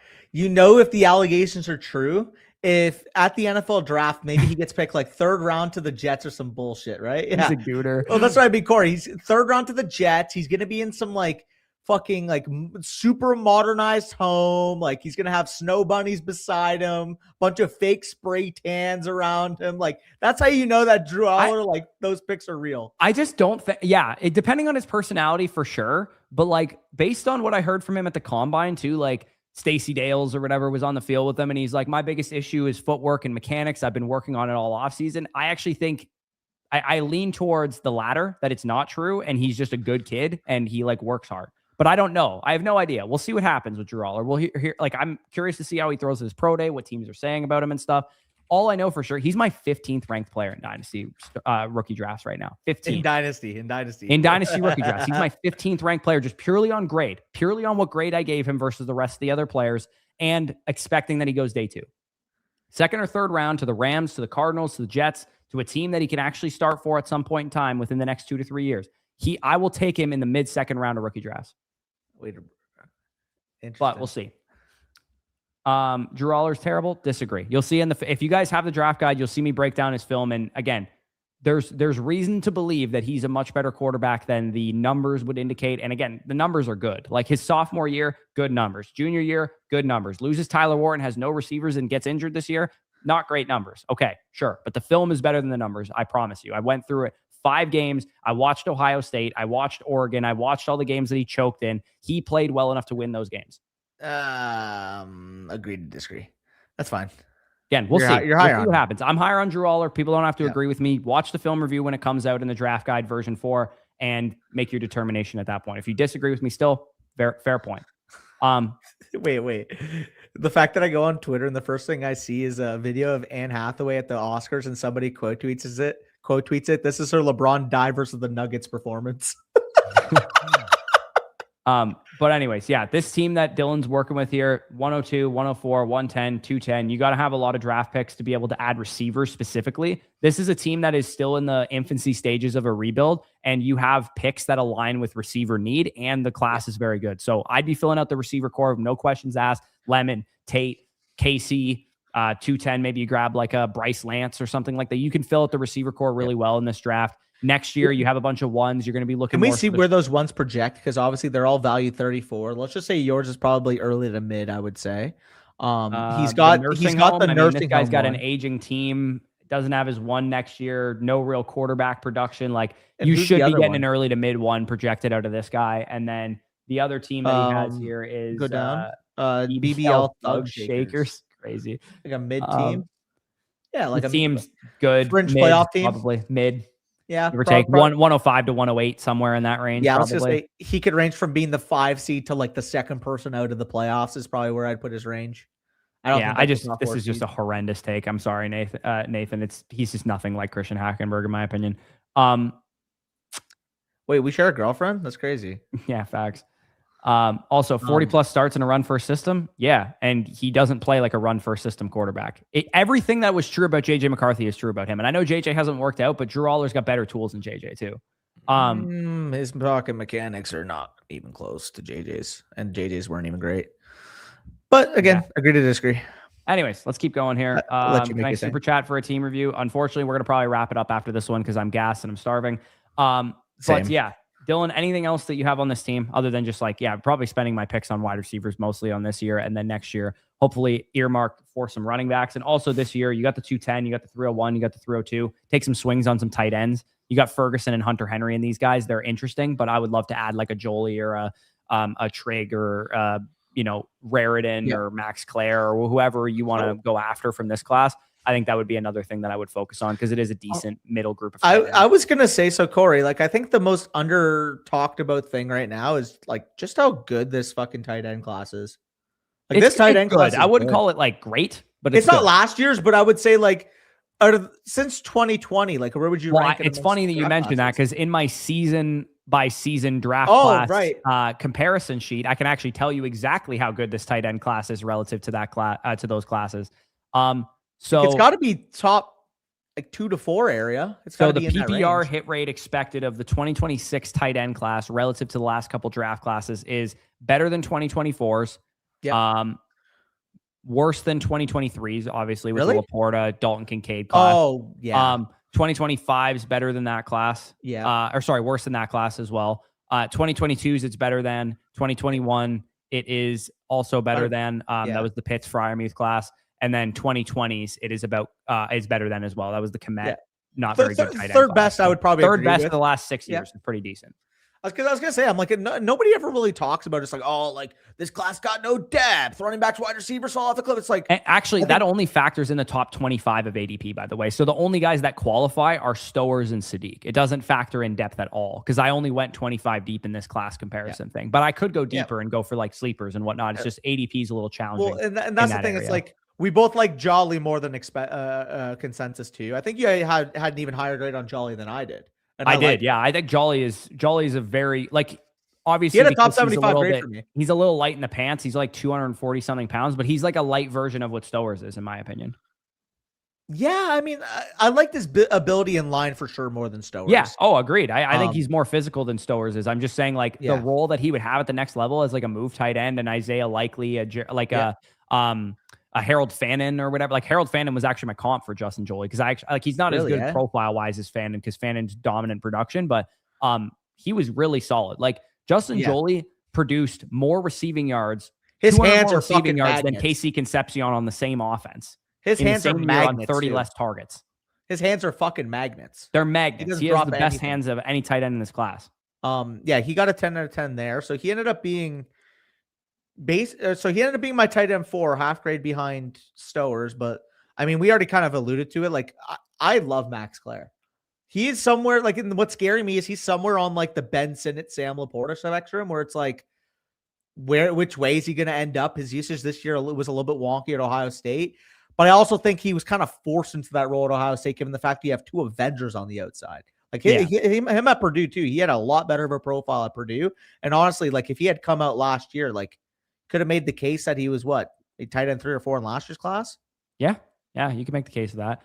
To quickly answer your question, Nathan, Christian Hackenberg is by far the worst quarterback who's ever been selected on day 2 in the prospect model. By like 5%, he's the worst quarterback because his analytics grade is horrendous. It is like rivaling barely draftable quarterbacks. His traits grade is 4.5%, which is horrendous. At least with Drew Aller, you have very solid analytics. Like Drew Aller's analytics grade is up there with like, when you compare him to other like day 2 caliber quarterbacks, it's more like Will Grier, Mason Rudolph territory. But it's also like the same level of analytical grade that Jackson Dart had, who went in the first round. It's higher than Jordan Love's analytical grade. It's as high as Carson Wentz's analytics grade. It's as high as Lamar Jackson's analytics grade. Like his analytics are very solid. And if you watch the film, you can see the traits. He makes Caleb Williams, Drake May caliber throws. He has that good of an arm, in my opinion. But anyways, let's move on here and close out this stream. Again, for those of you guys that are joining us late, we got one more here. PPR Drizzy sent one in under the gun here. So we're going to send him another BOGO team review. This will be the last one that we're doing here. Blew up my team last offseason, is contending in the cards this year, thinking of drafting Sadiq or riding the tight end position out. I mean, based on your tight ends that you have, like, you don't have to draft Sadiq for sure. Like if he's on the board at 107, he might be the best player there, and you might just take him anyways. But this core is fine for me. I would be totally fine moving into the season with this core. Yeah, I mean, maybe. I guess the other thing I would say is, like, let's just say Sadiq isn't there, or if he is, like, would you take a Casey Concepcion, or would you try to take the pick plus maybe like? Well, he said, should I try and take Bucky Irving plus the 107 and upgrade at running back? Like, could you get Devon Achane for that? 107 plus Bucky Irving. Yeah, actually, I think that's a decent move to make because it is only a Hampton, maybe. It's a start 9 non-PPR. Go upgrade on a fucking hammer. Yeah. Recently turned, like maybe Genty even you could get to. Recently turned Igbuka into JJ and Bryce.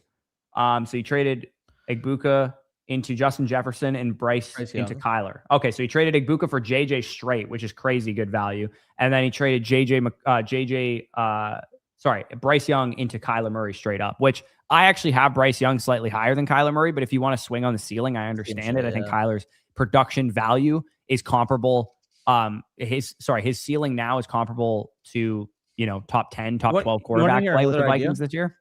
You want to hear another idea too? What's that? It is a non-PPR, and this guy loses value in that format. Can like 107 and Chris Olave get you a big hammer running back too? Because I don't mind having 4 like running backs I can depend on in a non-PPR. That's not a bad plan because Olave is at a little bit of a premium right now because of what he did at the end of the season. And like you said, he is more of a PPR type of wide receiver. So you can, again, maybe get to Devon Achane or maybe get to Ashton Genty or maybe get to Amari and Hampton using that type of trade package. Quarterback wise, I'd feel a little sketched out only because you have just Drake May, Kyler Murray, Shedeur Sanders, and Mac Jones, which I think like could you sun run that quarterback core and end up with 3 really solid options? Yes. But could you also crap out and only have 1 good option? Yes.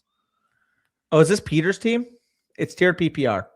0.5 for running backs, 1.0 for wide receivers, and 1.5 for tight ends. Okay. So that makes more sense.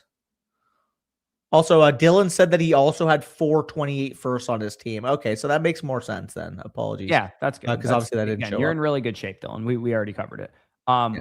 But yeah, this is a team where you can go any which way with that 107. As far as what I would do if I had a gun to my head right now, I am comfortable with your tight end core. I would much rather go after a wide receiver running back upgrade. That's what I would do if I were in your position. I would take 107 plus Irving or 107 plus Olave, go and get a fish, go and get a big time asset.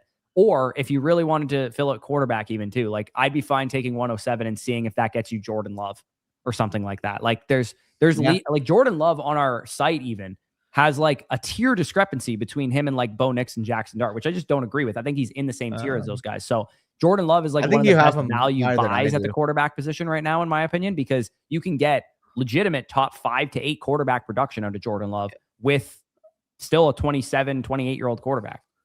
Yeah, I have him in an area with like Bo Nix and Dak. Yeah, like to me, he's definitely in that territory. So I would feel really solid about trading for a Jordan Love, even if you wanted to take the 107, trade for Jordan Love and be on your merry way there. But I do think from a competitive standpoint, you'd probably be in a better position if you traded for a hammer running back or wide receiver and just hoped that your quarterback core would be in pretty decent shape here. So yeah, definitely a really solid option, a really solid team. Sorry. The fact that you blew up your team last offseason and this is the team that you currently have constructed is really strong. It looks like really this good. Is a really strong team for a team that was blown up just a year ago. Yeah, like Peter, full transparency, like it is a tiered PPR, but like the fact that you're in a position where you can consolidate and still have 227 ones, I think you're in a very good spot. Yeah, for sure. So again, appreciate you guys for tuning in. Went pretty long on this one, over 2 hours. Really appreciate everybody who submitted a team review. You should have a voucher for another team review if you did do that. Maybe we'll keep that trend going for this time of the off season where we're looking for stuff to talk about and looking for reviews to do. Once we get to like May and stuff, there'll be a lot more team reviews that we'll have to get to. But this time of the year, the BOGO team review deal, I think is pretty solid if we have it. So appreciate you guys for tuning in. Again, quick reiteration of all the announcements at the beginning of the stream if you missed them. Number 1, team reviews. If you want them for next stream, go ahead and get them. Those are linked in the chat. Trade questions, all that good stuff. New draft guide update came out today. 15 more prospect profiles, graded, strengths, weaknesses, comps, everything prospect model that you need in those as well. 2 more video film reviews as well are live. Ted Hurst and Mike Washington. The other guys we weren't able to do in this version because there's Le'Veon Moss hasn't had his pro day, for example. There's pro days and stuff that we're waiting on. So that will be in version 4, which will be coming out April 4th. And we'll have 55, 60 total prospects heading into the NFL draft. And again, if you guys do want to pre-order my fiance's book, give it to your mother, sister, wife for Mother's Day, you will get a free start sit, trade question, and super message voucher on the site. So check that out if you guys are interested. The book is like $18. You can get it anywhere where you get books, Amazon, Barnes and Noble, if you're Canadian, like Indigo, any of those places you can get those books. And I'll set up a Google form so that anybody who actually does do that, we'll put the Google form linked in the description so that you can fill out the Google form and be like, hey, here's the pre-order proof that I did it, and then put your Flock username and we'll get you those as well. So appreciate that. And anybody who's in the listener league, we will send out information to you as soon as we're done here. And we'll get the league going, get the league filled, and hopefully start drafting this week. And I'm very excited because I have not done a startup since June. Neither has Danny. So we are very excited for that. Appreciate you guys. Peace out. We'll talk to you soon.